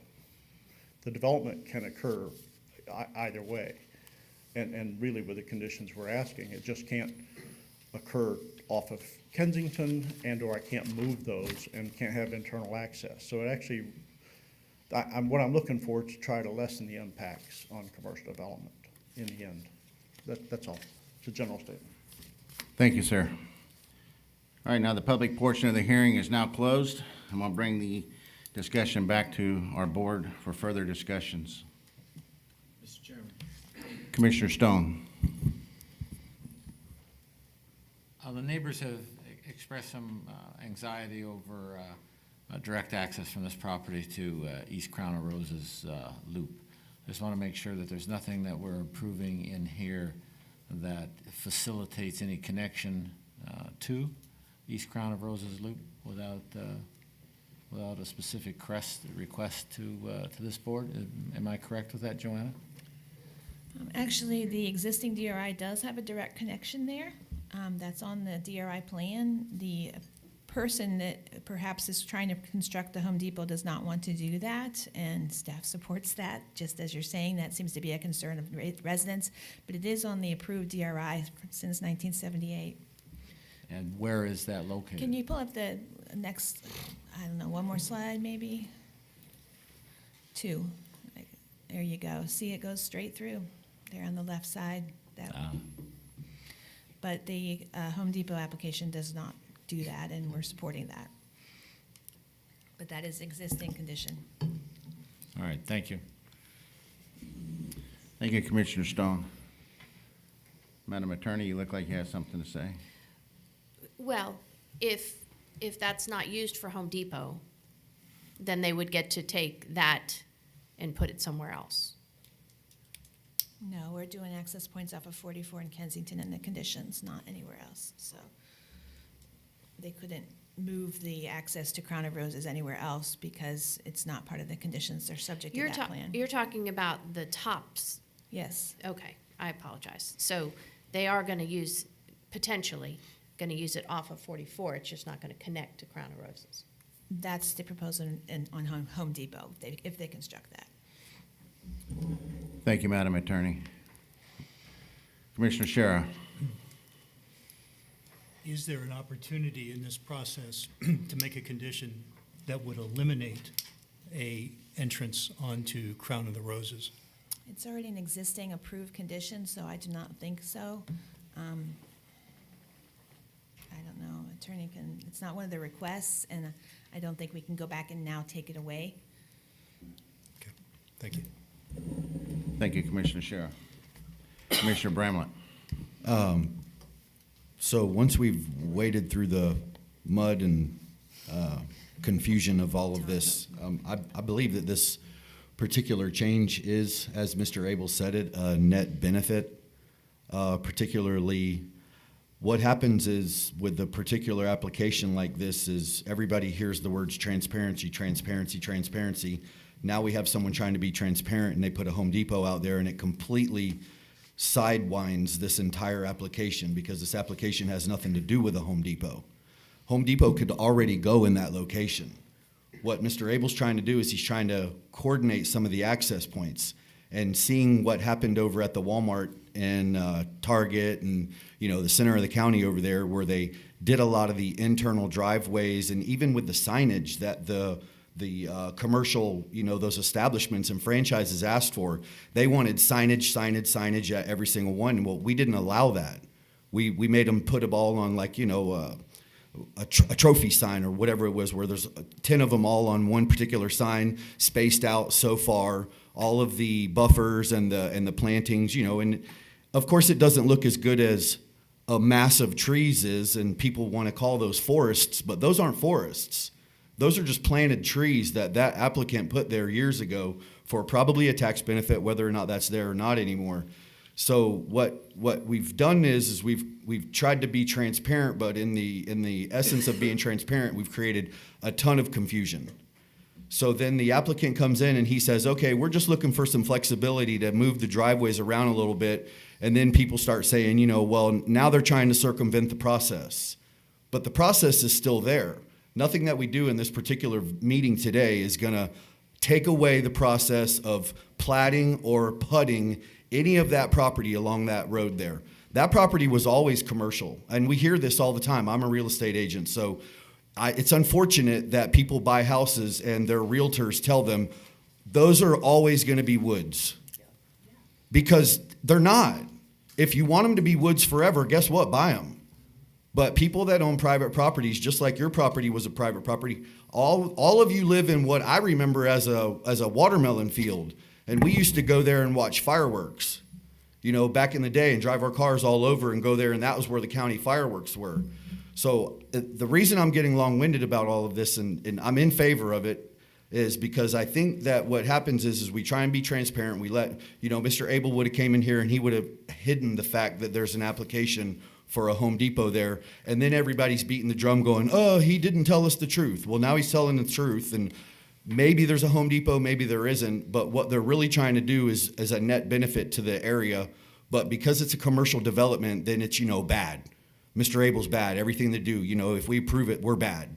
But you guys really, you got to kind of take a step back and listen and understand, read the findings of fact, read all of the findings of fact, listen to Ms. Katu. This staff that we work with is very, very good at what they do. This board that you're sitting in front of is probably one of the best planning boards that I've been a part of as a senior member up here. So with that said, I would say that I'm in favor of the application. I think that there's been a lot of confusion. I feel like, and I hope that it's been cleared up, and I would like to make a motion. For a purpose of a motion. The Planning and Development Commission finds application number PUD 3026 consistent with the Citrus County Comprehensive Plan and the Citrus County Land Development Code, and that this board recommends approval with the conditions discussed at length and amended on the different pages, and as Ms. Katu stated, that came in yesterday from Technical Services, of the application to the Board of County Commissioners based upon the evidence and testimony presented and the staff report and conclusions regarding this petition. Second. We got a first by Commissioner Bramlett, a second by Commissioner Facemeyer. Any further discussions from the board? Mr. Chair, yeah, I just wanted to follow up with just stating that, yeah, I have no objections to this. It's always been commercial. The project was not originally designed with the intent of using Kensington, which is built to a 50-foot status instead of the collector road. So as long as the condition is modified to the extent that the developer takes responsibility for improving that as warranted by whatever commercial project goes in there, then I would have no objection. Thank you, Commissioner. Commissioner Bozeman. I would also agree with a lot of what Commissioner Bramlett said. I would encourage, however, serious consideration being given to the entrance to the residential area. That is concerning. I did drive through there this morning and tried to visualize where those cross accesses would crisscross that road. And I'm sure Mr. Abel and his and the people that he works with would give that the due consideration. It is a very viable option, but the other access points, including Kensington, certainly would need to be considered as a primary due to the fact there's already a traffic light there. I believe the DOT is going to certainly have an awful lot of jurisdiction as far as entry and exits directly onto State Road 44. Other than that, I would support it. Just consideration given to what I mentioned. Thank you, Commissioner Bozeman. Commissioner Shara. Last year, we took a look at this piece of property as a result of an application and confirmed its nature as commercial, which it's been for many years, in potential residential, should they come forward and make, another application that would include that. I just want to echo the comments of my colleagues, almost without exception. What really concerns me, however, is that there's a spillover effect here that I don't think has been considered, but nor do I think it can be considered, and that is people cutting a shortcut off of Kensington, coming down through Crown of Roses, getting into the back door, and potentially is that road designed for that type of traffic? And I think that's got to be something that the county and its engineering and planning has to look at as an unintended consequence, but yet will become a reality. However, the application in front of us, I mean, that's going to be a potential result regardless, because this is commercial. It's already been in place, as I mentioned. So I will approve this but not without some concerns, particularly regarding the back traffic on Crown and Roses. Thank you, Commissioner Shara. Any other comments from the board? All right, all in favor? Aye. Aye. Any opposed? Motion passes 7-0. Mr. Chair, this is scheduled for the Board of County Commissioners on March 11th at 5:01 PM in Inverness. Thank you. Now it's time for, we're going to take a 10-minute recess before we go into our OA amendment. So we'll re-adjourn at 20 till.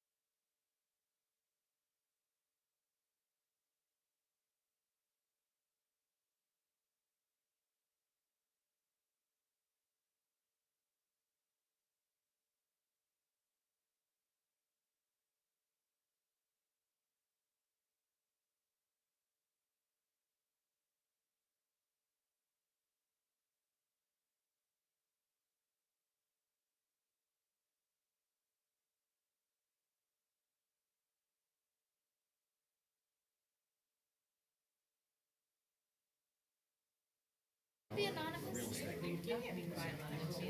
I'm sorry, I try not to.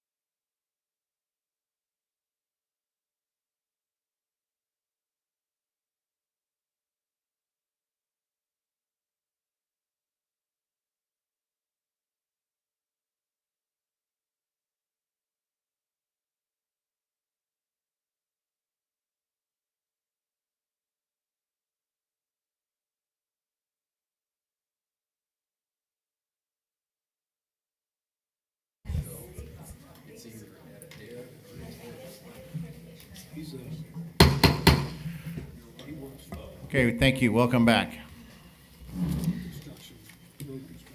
Now it's time for OA 2024-0006. Cleared the room a little bit, so that's good, right? And I'm bringing my soda with me on this one. I need it. All right, this is an application for an amendment to the Land Development Code. Many of the items that are part of this, and you'll see in the staff report I explain, are results of our special master, our code compliance special master. I usually can anticipate the defenses people will make at code compliance, but not always. Some are more creative that I'm like, ooh. And other times, our special master is a very meticulous attorney in his legal analysis, and he'll point out, well, you might have thought that, Joanna, but that doesn't say it. So some of that is in here as well. Now, the very first item I have there up there on the screen, and it's also the first item in the red line ordinance, is changing the gross floor area. And Mr. Stillwell is here. I would like to have a discussion about that with him here because this is actually his request. When I'll talk to you about floor area is a representation of the intensity of a lot. So basically, let's say you have 1,000 square foot lot and your floor area is 1. That means you can have 1,000 square feet of floor, regardless of setbacks and impervious surface. You're not going to be able to do, of course, the entire area. So you can go several floors of, say, 500 apiece up to 1,000. Now, our floor area for especially when it comes into the coastal and the flood zone areas, we said that they do not, you can't pull out parking areas if they have a roof above it. In the coastal area, that has served us pretty well. That has kept some of the heights in the buildings down simply because of floor area.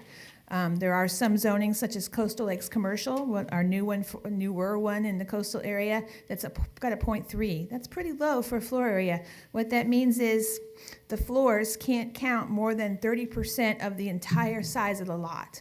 You can go up, but it can't go too high because you're limited by your lot size. That's worked pretty well in the coastal area. Mr. Stillwell has an applicant that wants to go different. He wants to not include the parking. I did express a concern about him. The utilized exclusively for parking statement on there in the red line is specifically because I can anticipate someone putting a parking area there and also putting a storage area there below everything else and saying, oh, but it doesn't count, it's parking. So he put exclusively. That certainly met my concern, but if you don't mind, this is a staff-initiated application. If we can talk about that with Mr. Stillwell, I know we're going a little bit out of our norm. Any concerns, Madam Attorney? He was the one that requested this, so it's up to the chair. I have no objection. Good morning, Clark Stillwell, 320 South Highway 41, the Brandon Bank Building in Inverness, Florida. My client is a mixed-use project. It's 3.3 acres in the Homosassa area. It's zoned coastal and lakes, and it's zoned coastal and lakes commercial, 2 classifications. It's got a 2012 PUD on it, and it consists of a restaurant, docks, boat ramp, and 28 rental units. The 28 rental units are broken down into 3 mobile homes, 2 RV sites, and 23 cabins. They're all built at grade level. So the site has had multiple storm event damages. None of the storm event damages ever met the 50% rule, so they've continually replacing, cleaning up. But FEMA regs for the demolition and elevation didn't come into play. The client is tired of the flood damage and he wants to retrofit his property. So we came in with a proposal for 18 units down from 28. And since we're building new units, we would build them the FEMA regs, which in that area would be approximately 12 feet up, with 2 floors of rental use. We meet the ISR. In fact, the ISR is reduced.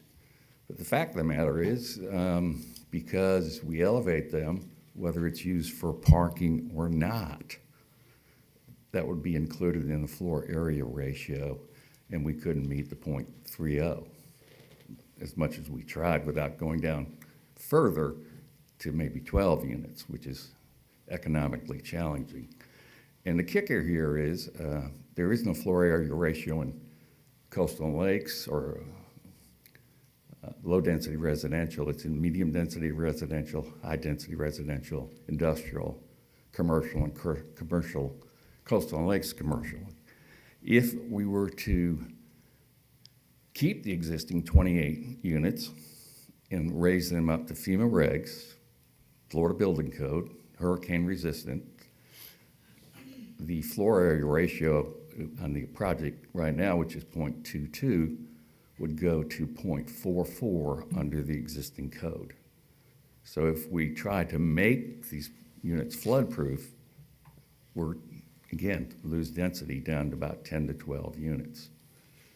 It just didn't make common sense to me because this project moves all of the existing non-conforming waterfront setbacks away.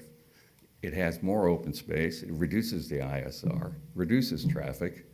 But because even if we use it for parking or don't use it for parking, that vacuum underneath the first floor under the current definition counts as usable space.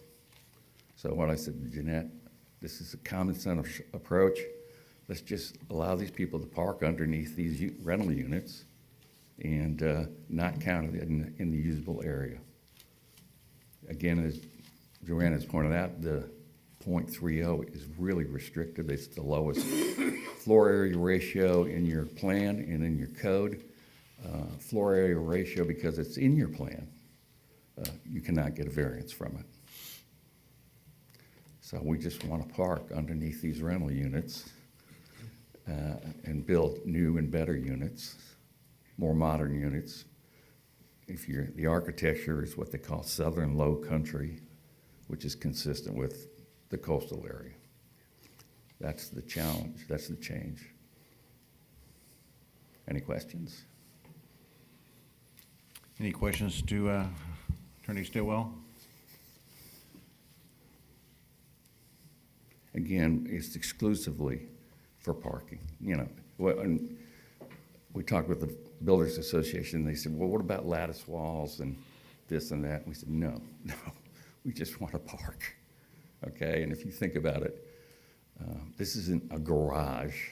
This is attached to a house where you got all kinds of things in a garage, not the least of which is probably not a car, if you know most garages. So it's just an open area, rental area, pull in, pull out. No breakable walls? No breakable walls, none of that.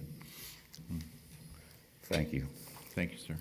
I would just mention to the board, Mr. Stillwell's talking about a specific application, but you're actually changing the land development code, so this is a change countywide, not Right. for his particular project. She took the second words out of my mouth. The first words were going to be that floor area is only applied to non-residential, not to residential. So this does not apply to houses at all. But what it has done in the coast, in a coastal area, is people that, it's very clear. It says if you have you're under the horizontal projection of the roof or floor above without exterior walls, you still count. That has helped us keep down some of the more intense developments in the coast.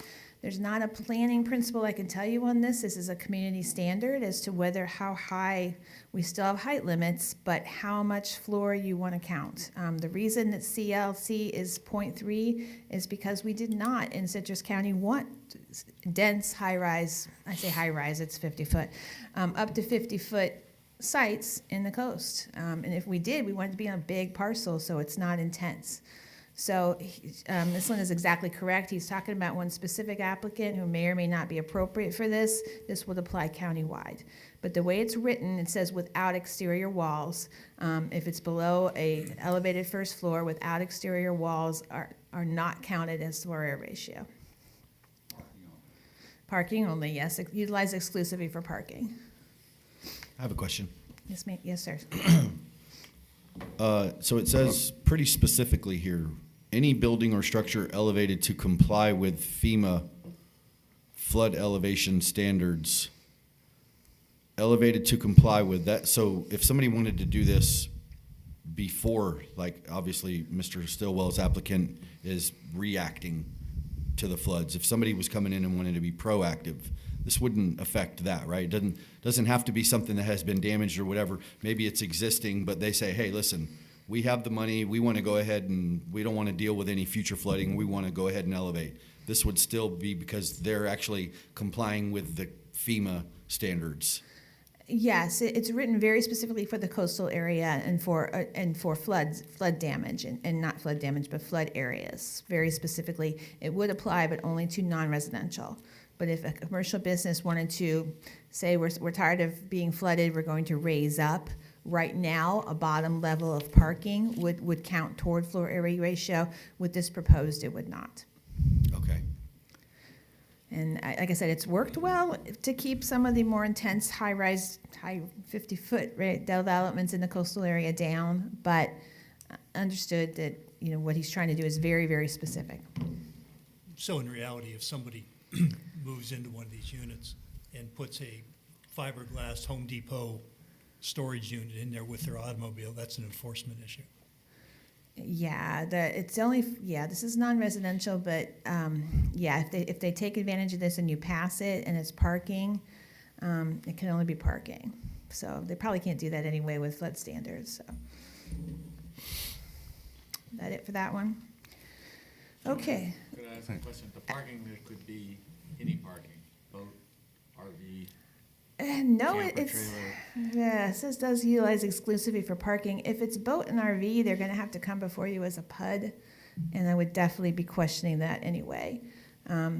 We can, I don't know, if we say vehicle parking, it's still, it's, boat and RV parking aren't allowed in commercial areas without the PUD with you and the Board of County Commissioners. So if you've got a multifamily apartment complex and they want to allow people to park their boats down below, it would absolutely apply. It's used for parking, so that we would count that as floor area.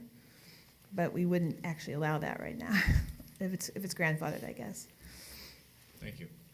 And there's a safeguard for that? Is that the safeguard? It's a zoning thing that, boat and RV parking or something that's not normally allowed in general commercial or coastal lakes commercial without a PUD. Of course, there are some existing sites that may already have it.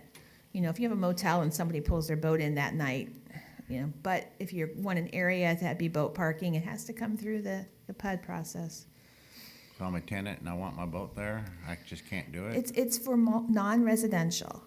So if you're a tenant of an apartment complex, yeah, they need to have a boat place approved to park your boat there, yes.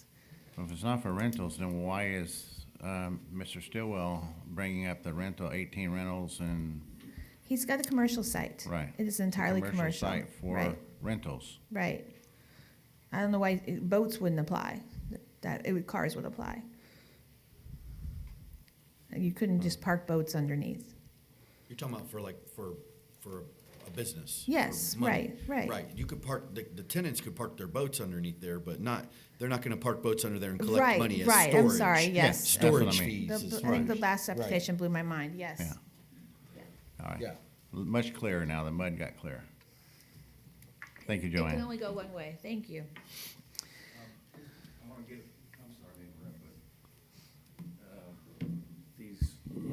rental type units, okay, they have a state license and they're subject to state statutes. And the length of stay is like 30 days under their license. So it's not like long-term here. No one lives in them. It's like, so you just try to keep it that in context. Until he sells to somebody else, and then it changes the concept of No. be a rental.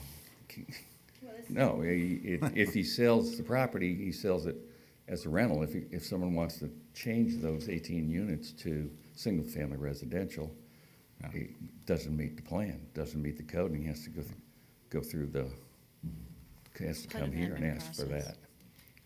That's very site-specific, which you're not being Yeah. asked to consider. Right, okay, gotcha, thank you. Right. Memory serves me right. In your plan, in the future land use element, approximately 3% of the coastal area is designated coastal and lakes residential. So just to give you context, it's not every parcel. Coastal Lakes Commercial, I think you meant. Thank you.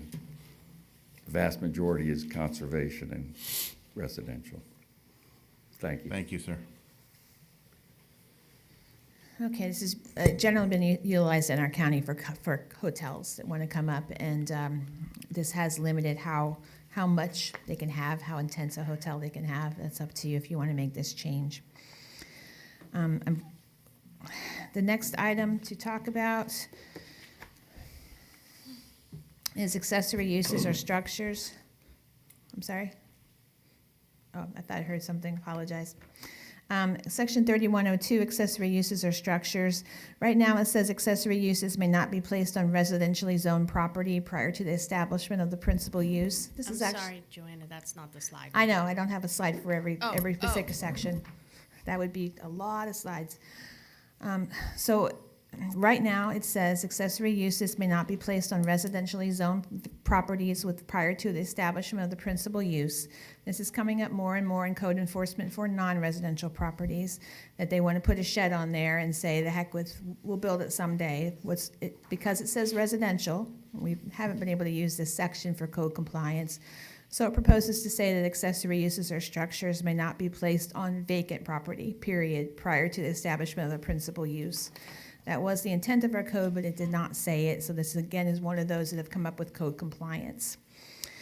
I'm still in section 3102. This is page 76, talking about we have an exception that boat docks can be placed on vacant properties if the lot is undevelopable due to the presence of wetlands or the lack or inability to provide infrastructure. So what we're having people say is, I have wetlands, I can't do it.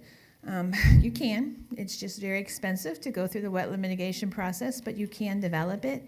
So staff is proposing to say wetlands that cannot be mitigated. This is a very special exception to allow a dock on a vacant site, not utilized too often, but we do have some creative people that are trying to do that. So you can stop me if you have questions, okay? Section 3190 is completely rewriting the home occupation section, but if you look at it in more detail, you'll actually see it's the same items, but they're just worded differently. This is because of a recent change in Florida statutes for home occupations.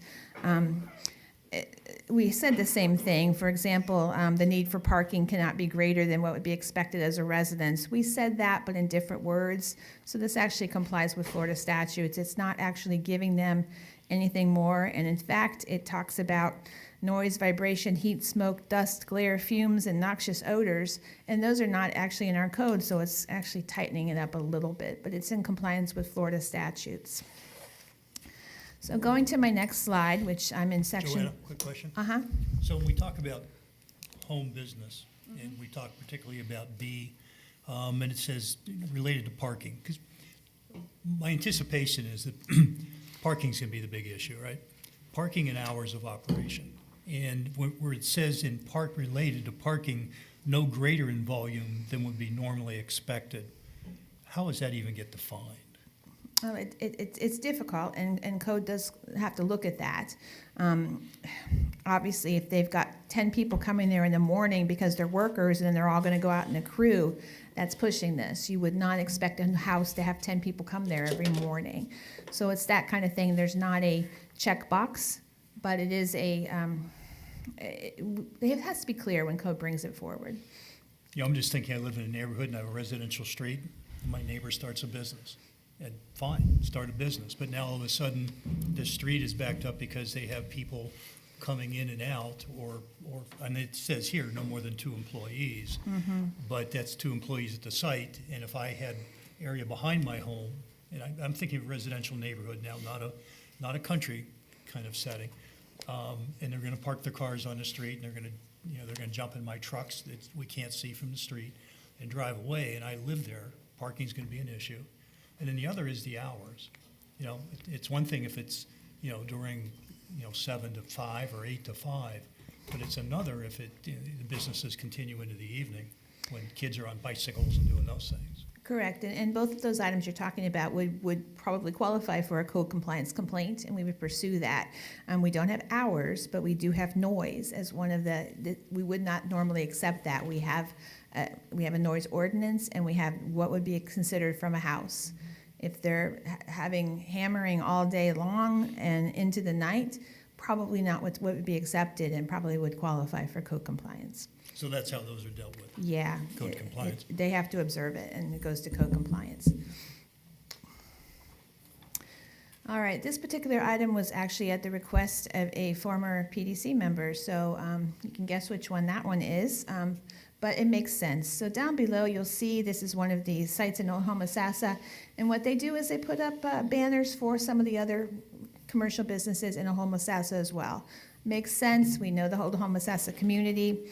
So this is actually special in recognition of the unique character of Old Homosassa. Non-residential signage may be allowed that advertises other off-site non-residential uses within the overlay area. So we're keeping it there. You can't advertise, for example, a Home Depot in Inverness, but you can't advertise, for example, there's fishing charter. It must be building or wall mounted, may require permitting, that's up to the building official, cannot exceed a normal on-site wall signage, which is 1.5 times the width of the building, and it doesn't count toward this business's total amount of signage. So this is new in our code specifically for the Old Homosassa area to recognize that they all are kind of in it together, and there is a lot of signage for other people. There's usually fishing charters is one, you may see bait, there's sea tow, totally makes sense. I don't think it's unreasonable, but it was not currently in the code, so this person was cited for these as off-site signs. So that's what we're trying to, not just this site, but anywhere in Old Homosassa, address that unique character out there. Okay, so for clarification, the third sentence from the bottom, or third line from the bottom, on-site wall signage in this LDC 1.5 times the linear width of the building. They can take advantage of all the on-site advertising not to exceed 1.5, plus they can add the off-site advertising as well? That's how it's proposed, yes. Okay. Yeah, and what you see, trying to come up with a limit, yeah. I need some clarification on the advertises other off-site non-residential uses within the overlay area. That's simply because it's something special to Old Homosassa. We did not want, for example, every building in the county advertising off-site and making money. Good for them. I probably would make money that we're business partners or whatever.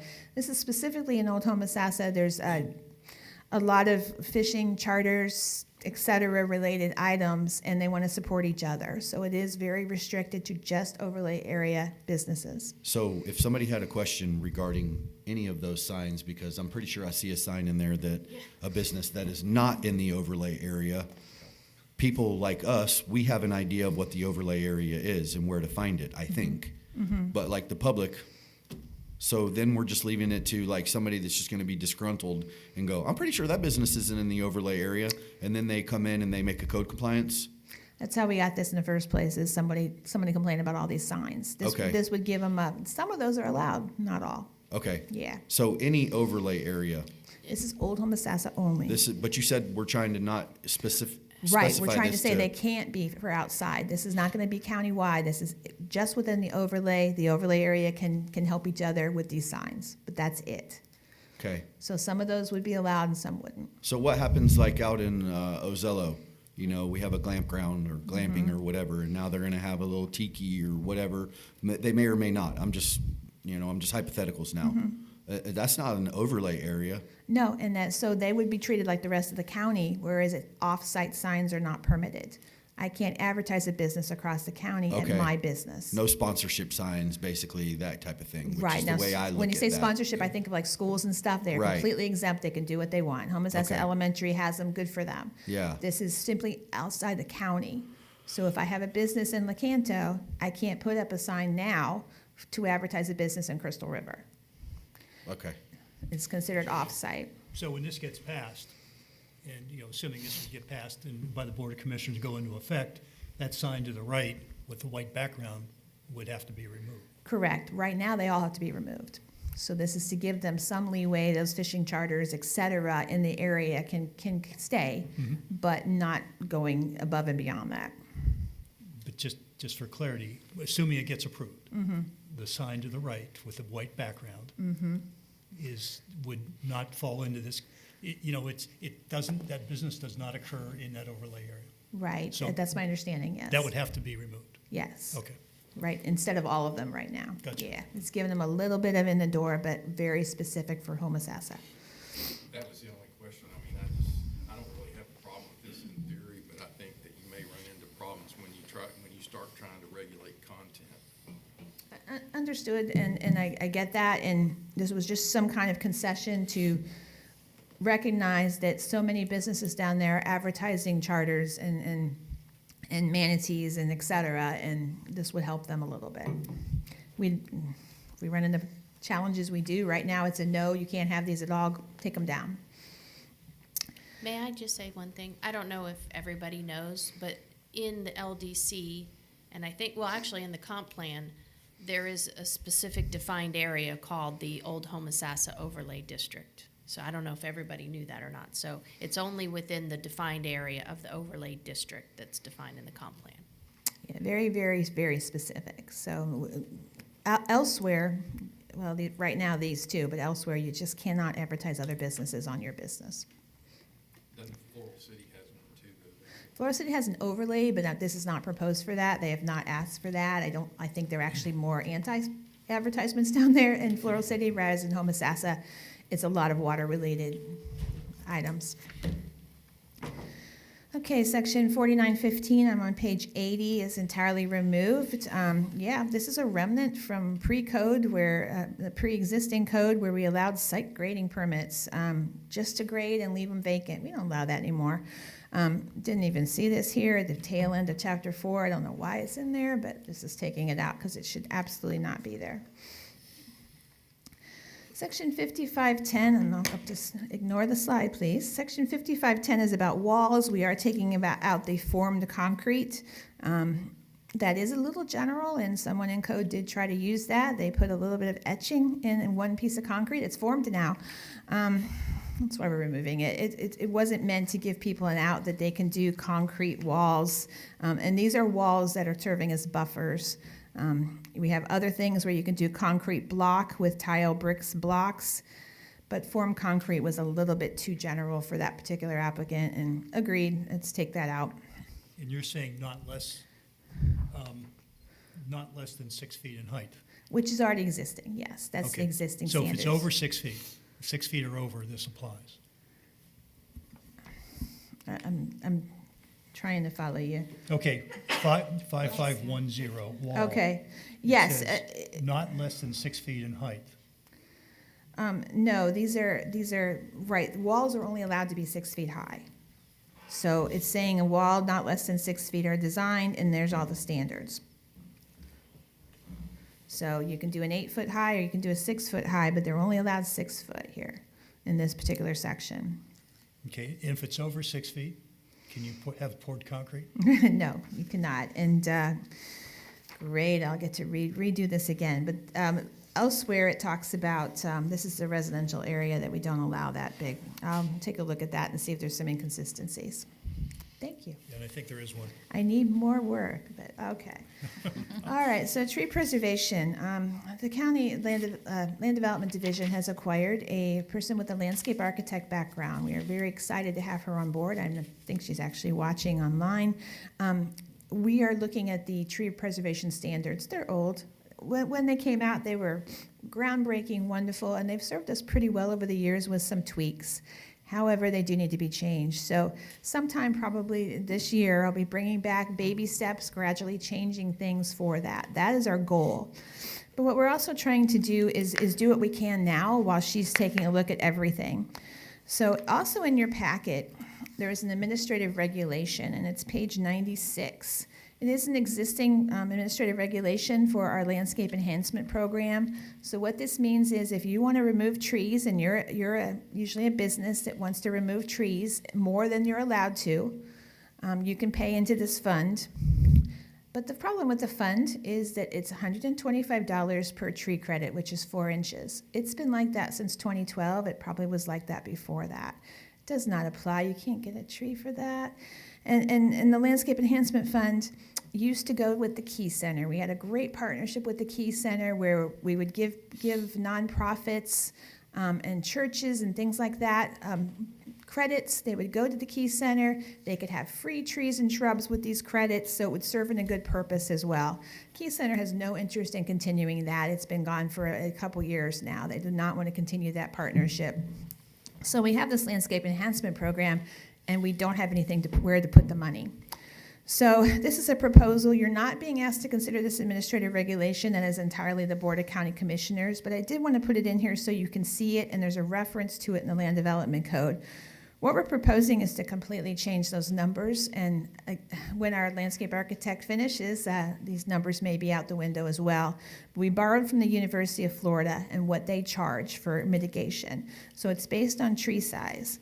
So like, for example, a 4 to 5 inch diameter breast height is $250, already twice what we currently charge. And then it goes up in scale. And when you get to the 30 inches, it's to avoid. I totally support that. We have somebody that wants to remove an 84 inch, and we are fighting, kicking, and screaming with them to not do that. This helps beef us up a little bit, some of this language and this administrative regulation, that if you have no choice and you've designed it and you have to take down that 84 incher, it's going to cost you a lot of money. And that's the goal, is to try to stay the nature coast. We're doing our best to do that. That's what these standards are. The very first section here, where it says that the very top there, I wanted to show you that, is maybe identified by site visit, aerial photos, pictometry, or similar methods. When people clear cut a lot, we don't always see them. Code doesn't get called until they're already cleared. Sometimes they leave stumps and visible evidence, sometimes there's nothing. But they can look on an aerial, especially the property appraiser's pictometry is pretty up to date. It's only a few months behind. And we can see there's some serious trees there. This helps code compliance say, see, look at this picture. Right now, we really don't have any documentation because we weren't out there taking pictures while they were removing it. We usually don't even know. So this gives them some teeth to say, the pictometry shows this was entirely treed, and now look, it's cleared. That helps code enforcement. We also took out some of the lamer things, such as 75.4 inches in circumference. That might be the equivalent for 24 diameter, but it's a crazy 75.4. We're not measuring that. So we also made it very clear there, you cannot remove protected trees without first obtaining a permit for a use on the site. You can't get a permit for tree removal. You can get a permit for a house or a business that includes tree removal, but you can't just get a permit for tree removal. So many people want to do that, trying to spell it out in black and white. No, and that's what this is. And we also say Section 5750 that you cannot mitigate if you've done it without permits in the first place. So if you're in code enforcement, we've had people say, I'll put some trees back, it's okay. No, it's too late. You're not going to be able to replace those oak trees with these little spindly things. It's not going to be an equivalent. So mitigation is not an option. You're going to have to pay some serious money because you shouldn't have done this. Joanna, I have a question, clarification on 5750. It starts off, of course, defining what that is, and that it requires either on-site or in-kind reforestation, which in-kind throws it into the AR for payment. But can they still mitigate on-site, or they still have to do just the in-kind? And the reason I'm raising that is because as you go down, there's some of the ones that you eliminated. Under item D, it talked about the removal of specimen trees, but it talked about reforestation with the equal number of tree diameter in inches, which I think it should be higher than that, but it's like if they can mitigate by on-site plantings, I don't see anything now as to what they need to put in there. Right. Now, the next one talks about mitigation, but it's strictly for canopy into tree-lined scenic road sections, such as the Floral City Road and through there. But was that inadvertently left out, or am I missing something? Yeah, no, I appreciate the point. Section D talks about loss of trees and tree canopy in an approved development site unless otherwise exempt shall be offset through mitigation standards. So it's still there. If they have an approval to do it, they can go through mitigation. This section, the old section D, basically said, yeah, you can pay or you can mitigate. We're not doing that now. Now you have to have an approved site first, then you have the option to mitigate. So that's why section D was changed to say if you have an approved only mitigation is only available to you if you have an approved development site. You didn't clear cut before permits. Okay, and then will they still have to pay into the tree enhancement fund? If they exceed that still is an option for them. That's one of the mitigation options. Okay. Yeah. And if they replant, are you going to require a higher standard for those specimen trees, or is that? That's what we're working on with our architect. Okay. Right now, to me, a tree is a tree, unfortunately, and she's better at that. But it's really hard to take out the big oaks and then say, but I've got this 2-inch here, it's great. I know that's not right. That's my concern. Right, Yeah, when you're right. removing And a that's 24-inch or larger, tree, you can't replant those, We can't, and we do a like for like. So, if they're removing, the 84 can't be fixed. But if you're removing an 8-inch, you should be putting back the equivalent of an 8-inch. And then she's going to write it better, so it's even more beefed up. But right now, that's the standard. I don't know how you address this, or maybe it's over time, is whether these costs cover both the tree replacement and the planting, and are they market-based? And to your point earlier, that it used to be $125. And with some provision, this gets updated over time, or is necessary, or based on market conditions. Right. We did look at market, and they were all over the map because various trees have different prices. Sure. Obviously. The 125 is in place right now today. We know it's out. That was the lowest we ever saw of market rate. So that's why we defaulted to University of Florida right now. But that's something that Christina, our landscape architect, is charged with, is looking at that and seeing if these numbers even are valid. UFs are probably pretty close, but that's one of her things she is charged with. I know 125 is ridiculous, so we know that, so we're starting already more than that. So just for general example, let's just say the Duke needs to put a new power line in, whether it's a low voltage, medium, or high, and they've got a clear cut because you have to have trees removed. How do those get handled? Because that's, there you're talking about, potentially thousands of feet and longer distance. Yeah, there is an exemption in the tree removal section for utilities. They are exempt from that if they need to clear it 4 lines. We do have good relationships, especially with Lacochi, but some of the other areas where they will look at it a little closer, and maybe they're expanding too much, and they'll take a look at that. But they are exempt from these standards. Okay, moving on. All right, we are going to be bringing back before you a lot of tree-related and landscaping and buffer items, I think, in the future, now that we have an expert on staff that can help us with that. Up to page 90 and 91, you see a lot of references changing land development to technical services. That is the engineering division name now. There was a time when the 2012 code was written, land development also had the stormwater and the transportation engineers under it. We do not anymore. I do not want responsibility for that stuff because I'm, like I said, obviously way out of my lane. So this finally corrects that, and I'm very, very glad we can finally get that done. The very last item on the ordinance, we're up to page 94, is something submitted specifically by Public Works. This is certainly not my wording, but it is for roadway improvements on a county roadway. This contractors and subcontractors have to be pre-qualified by FDOT for the classes of work, and they also have to have an on-site representative for the duration of the project.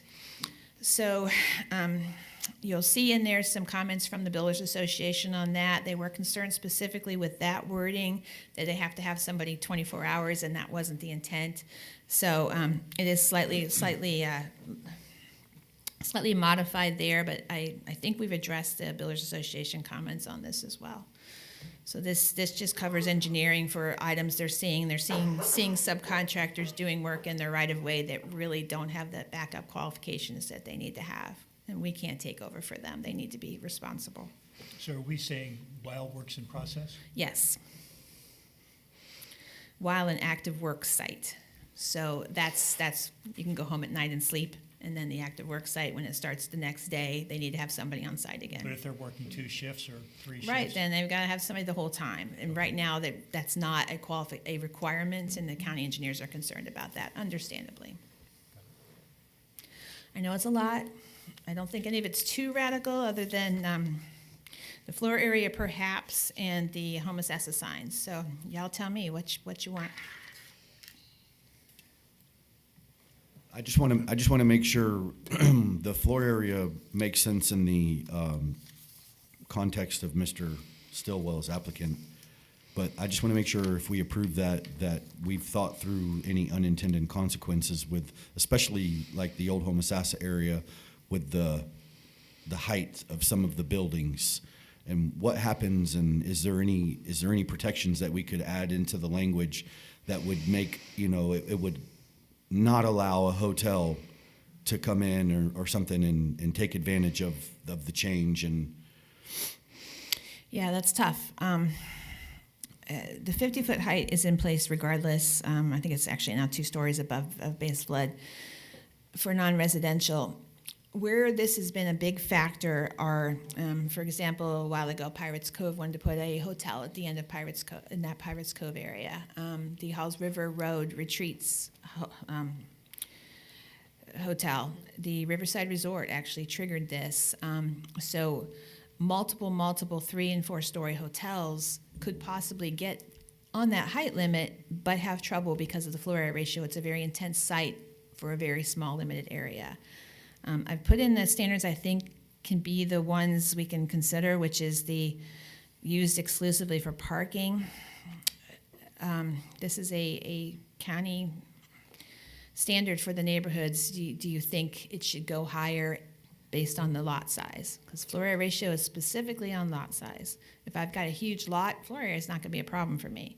But if I've got a small lot on the water, I'm going to be able to put more floors than I normally would because of this standard. But it is exclusively for parking. And his point is, should we even count the parking?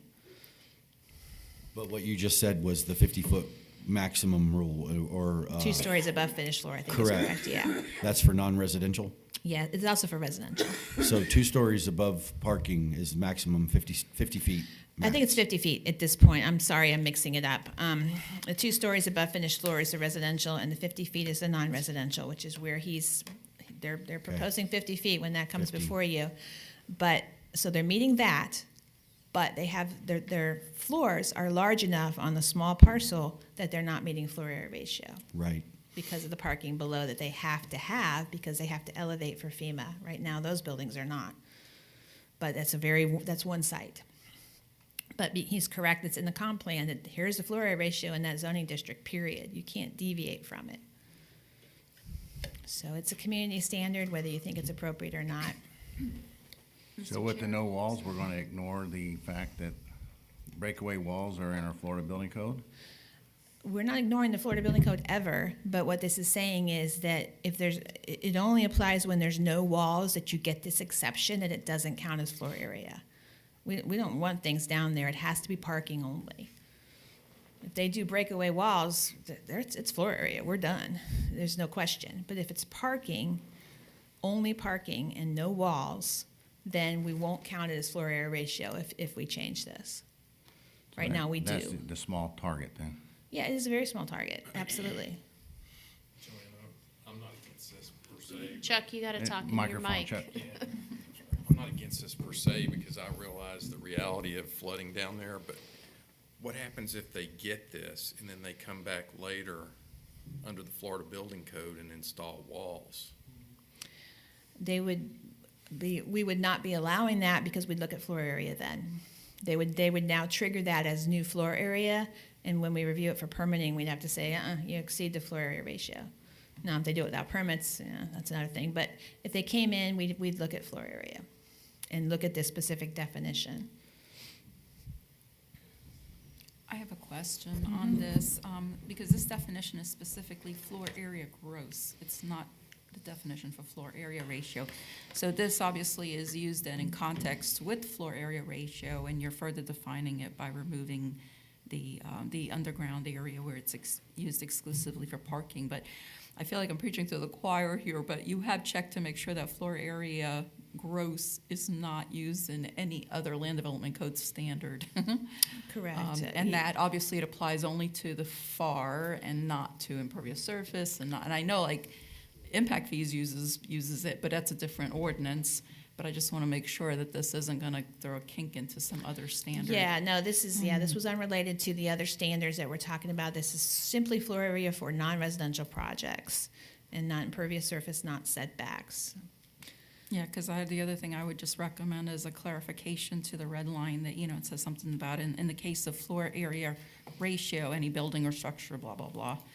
But I just want to make sure it doesn't throw out. Okay, Creates a conflict with other sections of the code. Thank you. Appreciate that. Anything else? Any sections that you absolutely hate? No? Well, we need a motion, Joanna, yes. Can I ask one question? Sure. About the piece of property that is all wetland and, but we're still permitting a boat dock to be built on it. Can we be specific and say that there's no living accommodations on the boat dock? Yeah, that's actually already there.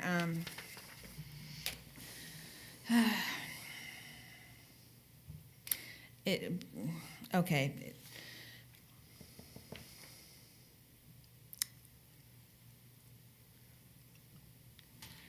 Yeah, it says proposed dock complies with all other applicable land development code standards. I think that covers it, but point taken. Proposed dock has access control, complies with all other applicable LD standards, and, well, it says it's not a principal use or structure. Maybe can only be utilized as a boat dock. That would cover it. Then that's a boat dock. You can't have a boat dock with a boathouse. That's a whole other section of the code. Right. So, okay, thank you. The number of boats? We already have that with depending on the area for the manatee area or not the manatee area on how many you can have. This is very, very unique, but all that I'm trying to propose to change is the fact that people say I have wetlands so I can't build. That's not true. You can build. There's just very expensive, tough undertaking. Good luck, but you can do it. That was one of those Stillwell. It goes back to Gary Madoff times. Yeah, it's been there a while. Can we just clarify on the 3102, the accessory uses, that doesn't include an accessory dwelling unit, correct? Right. This is although it has the same name in the term, the accessory use. So an accessory dwelling unit is a different section, and so Right. it still could happen. Yes. Okay. And well, frankly, I couldn't do an accessory dwelling unit on a vacant property prior to establishing the principal use anyway. So What does that mean? So the term establishment, like a permit being pulled? Actually, it has to be there. It has to be there. So you can't CO. put an accessory dwelling unit on a property prior to the actual residence being built on the property. Right, and we do not let accessory uses outpace the inspections for the property. So you can permit it at the same time, but you've got to build that primary structure first, and you can't outpace, because we had somebody try that. So they can build them somewhat at the same time, but technically the house should be there first, have a CO, be in place, then you can do an accessory structure. Right, okay, and that's obviously a permanent accessory dwelling unit, right? So we're, It's any accessory use or structure, and the reason it's use is people have parking, for example, or not necessarily a structure, or storage, my junk. yeah, right. All the time in code. But you're not talking about construction trailers or construction containers. No, those are not accessory uses or structures, and those would be permitted, well, containers, yeah, but that would be permitted as part of the permit for the principal use. So you can certainly have those, that's a different section, agreed. Within the last year, we had extensive discussion about how long a Right. tow trailer can stay on site. Mm-hmm. Yeah, we did, we scheduled, for residential, we said 2 years instead of 3 years, but yeah. And does the tow trailers apply to these units? No, because these would not be being placed on vacant property, because that property would already have a permit for a principal use. So that would be in conjunction with that, and it would not be a permanent accessory structure. These are those people that want to put sheds up. For Yep. for purpose of a motion, Commissioner Shara. The Planning and Development Commission finds application OA-2024-0006. 06. There's one more zero. 00006. Consistent. Oh, Whoops. wait a second. Jump in, yeah, it's been a long morning. See how I'm quick so that sorry, I was? apologize. You're allowed to speak. At this time, we will open the public portion of the meeting, and my apologies. You're here all the time, I just thought you were a part of the furniture. Not yet. Yes, yeah, come on, he's here all the time. For the record, Paul Darty, 3481 West King B Street. Yes, I'm here to plague you again. Two issues that I have with some of the stuff on the OA are actually not issues. The signage issue in Homosassa seems to be very specific to the area. I realize it's an overlay and so forth. But as mentioned in this group, Floral City might try something similar as our other special little areas in the county, and I can see a plague of special little overlays all over for signs and other goody things. I was also a little amazed to see that the language in the signage thing said something about the square feet of the sign and then 1.5 times the length of the building. I'm trying to equate that into my mind as to how big the signs can be and how many of them can you put on the side of one of these buildings. Are they going to turn it into a billboard or something like that? Those were not addressed as far as I could see. Perhaps I didn't get to see all the language today. All right. The business about the FAG that's going to be put out here, actually, I kind of like the idea of what's going on there if it will encourage existing developments in that area to become less dense, so to speak. I don't see the real need to push a lot of development in that area because it is highly sensitive, but what we have is what we have, and we should be working toward making it less impactful is the best way I'd say it. And what was presented here seemed to try to do that in this instance, the particular instance that Mr. Stillwell is representing. Hopefully that can be extended to other instances when these come up. A recent example kind of came to mind. In the middle of Homosassa, there was a old, I guess you'd say, trailer park. They used to have a little motel in front of it, and the owners came in front of the board and were talking about what they wanted to do with it. And I got up here and approved that one sort of to the great surprise of the county commission and say, well, anything that they can do would be an improvement over what's there. With that kind of spirit on the kind of east of 19 development that we've seen in this county, or excuse me, west of 19 development we've seen in this county, I think that would be a highly advantageous position to adopt to allow older regulation to kind of fade over time to more favored, less dense regulation. Thank you. Thank you, sir. Anyone else? All right, with saying none, we will close the public portion down. And I'll get my rebuttal, right? Yeah, All right. and you can rebuttal. So just very quickly to talk about what he's talking about, he did mention how many signs. That is not part of our land development code for wall signs. You're not limited on a number, but you're limited to a total square footage. So it's 1.5 times the linear width, so I have 100 square foot width, I can do 150 square feet of signage, however I want to divide that.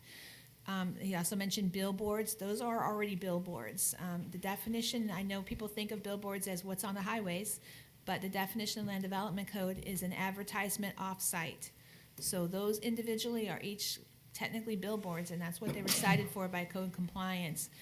So no, they can't turn into billboards. They're still they're already billboards, but they're limited in size if this passes. Hopefully that's clearer.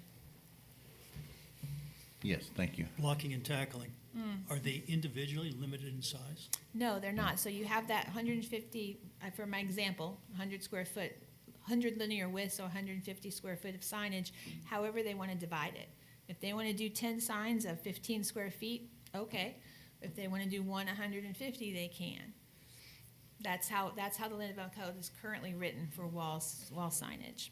In the genesis of this is giving the old Homosassa overlay area an opportunity to advertise for their fellow commercial Exactly. businesses. That's why it's so limited to the overlay area. We're not really trying to get more signs. Nobody wants that. But because we know that, I've seen the same fishing charter on 5 different businesses, that they work together. Understood, it's that kind of community, perfectly fine in this particular proposal. And to Paul's point, I think the comment earlier was, say, Ozello comes in and they wish to have a similar area for their overlay. They do not have an overlay, so it'd be hard to define where that's okay. I would not ever want this county-wide, because that really is going to increase, it makes billboards technically all over the county, which we don't want. We're trying to cut down signage, not make more, unless you need them for wayfinding. So the key is it has to be an overlay area. They have a unique overlay area, right, very well defined. Are there many of those in the county? Now, there's Floral City and there's Homosassa. Just 2. So to Paul's question about, are we going to be overrun with a number of these? Yeah, We only have 2 areas that will right. apply. For example, if Citrus Hills came before you and tried to do it within Citrus Hills, that'd be a big amendment. I don't think that would go well. This is recognizing that they're fishing charters, they're bait and tackle, boat rental, those kind of things. They're helping each other. Understood. Thanks. Thank you, Joanne. Now for a purpose of a motion. Commissioner Shara. Sorry for jumping the gun. The Planning and Development Commission finds application number OA-2024-00006 consistent with the Citrus County Comprehensive Plan and Citrus County Land Development Code. And that the board recommends approval of the application to the Board of County Commissioners based upon the evidence and testimony presented and the staff report and conclusions regarding this petition. I'll second that. And clarification, the changes, Mr. Stone had one about boat docks, and Ms. Collins had one about clarifying floor area ratio definition. So do we need to change the motion to approve with conditions? As recommended. As recommended. Yep. As recommended. Okay. Thank you. So we have first by Commissioner Shara, second by Commissioner, somebody down there. So any further discussions from the board? All in favor, say aye. Aye. Aye. Any opposed? Motion passes. Yay. And Mr. Chair, this will be heard by the County Commission on March 11th at 5:05. Now, your next meeting in 2 weeks, welcome to the new people throwing you right in, is Tuscany Development, the large development going in Beverly Hills. It's 2 applications, a PUD amendment and a development agreement, and that will be probably very well attended and take a lot of time. Of course, we took a lot of time today, so I don't know, but just to warn you, February 20th. Gotta get the overflow room ready. I hope not, but yeah. I'd like to address one matter. I don't know if existing board members noticed, and for the new board members, we do have a sheriff's deputy that sits in on our meetings. I don't know whether there's any thought to continuing that, if the board feels the need to have that, or, I mean, there is a funding that goes along with that prior boards wanted the sheriff's deputy here. I don't know whether, if y'all want to think about that or consider whether you still want to continue to have the sheriff's deputies here. I think that if you have anything that's very contentious, and staff's going to know this by the number of letters and the calls they're getting, that it would be prudent to have an officer. So maybe give staff some representing, discretion. I think it's a waste of resources, personally. except for when, you know, we have meetings, and I've been here, the Cardinal Interchange probably was one of the largest meetings. People are getting crazier and crazier, but I don't think that they need to be here every single meeting. I just think it's a waste of money. I think some discretion is appropriate. As you suggested, the next meeting is probably going to be a sellout. So those meetings, I think it's important, but when we see the agenda's pretty light, I don't see that it's necessary. I don't think it's necessary. So can we say that the county planners can use their, at your discretion? Because you receive and fend the phones in the mail? We appreciate that. It's hard to find those funds. She's been moving things around to find it, so that's wonderful, yeah. We still have Not the that we don't like emergency. you guys Yeah, here, we love but. you. We love you. And we do want protection, and we want to keep you all safe. It's, but this ordinance amendment's not going to bring the contest out. So. Yeah, we have conditional uses, something small, light duty, it's really a waste of funds. But I'm sure you've noticed how very few variances we have now with the waterfront setbacks. That's really working well, so Yeah. very happy with that. Your next two meetings in March, both of them have several PUDs. So that's after you get through Tuscany, you've got more coming. We just did or we're about to do a big mail out maybe to Citrus Hills. Has that gone out yet? Cheryl, not yet? Tuesday. Yeah, so all of Citrus Hills, DRI will probably be here in March. So lots of stuff coming. Thank you very much for all your work today. And thank you, Deputy, for showing up. No further business? Motion, meeting adjourned. Redeemed? Motion adjourned.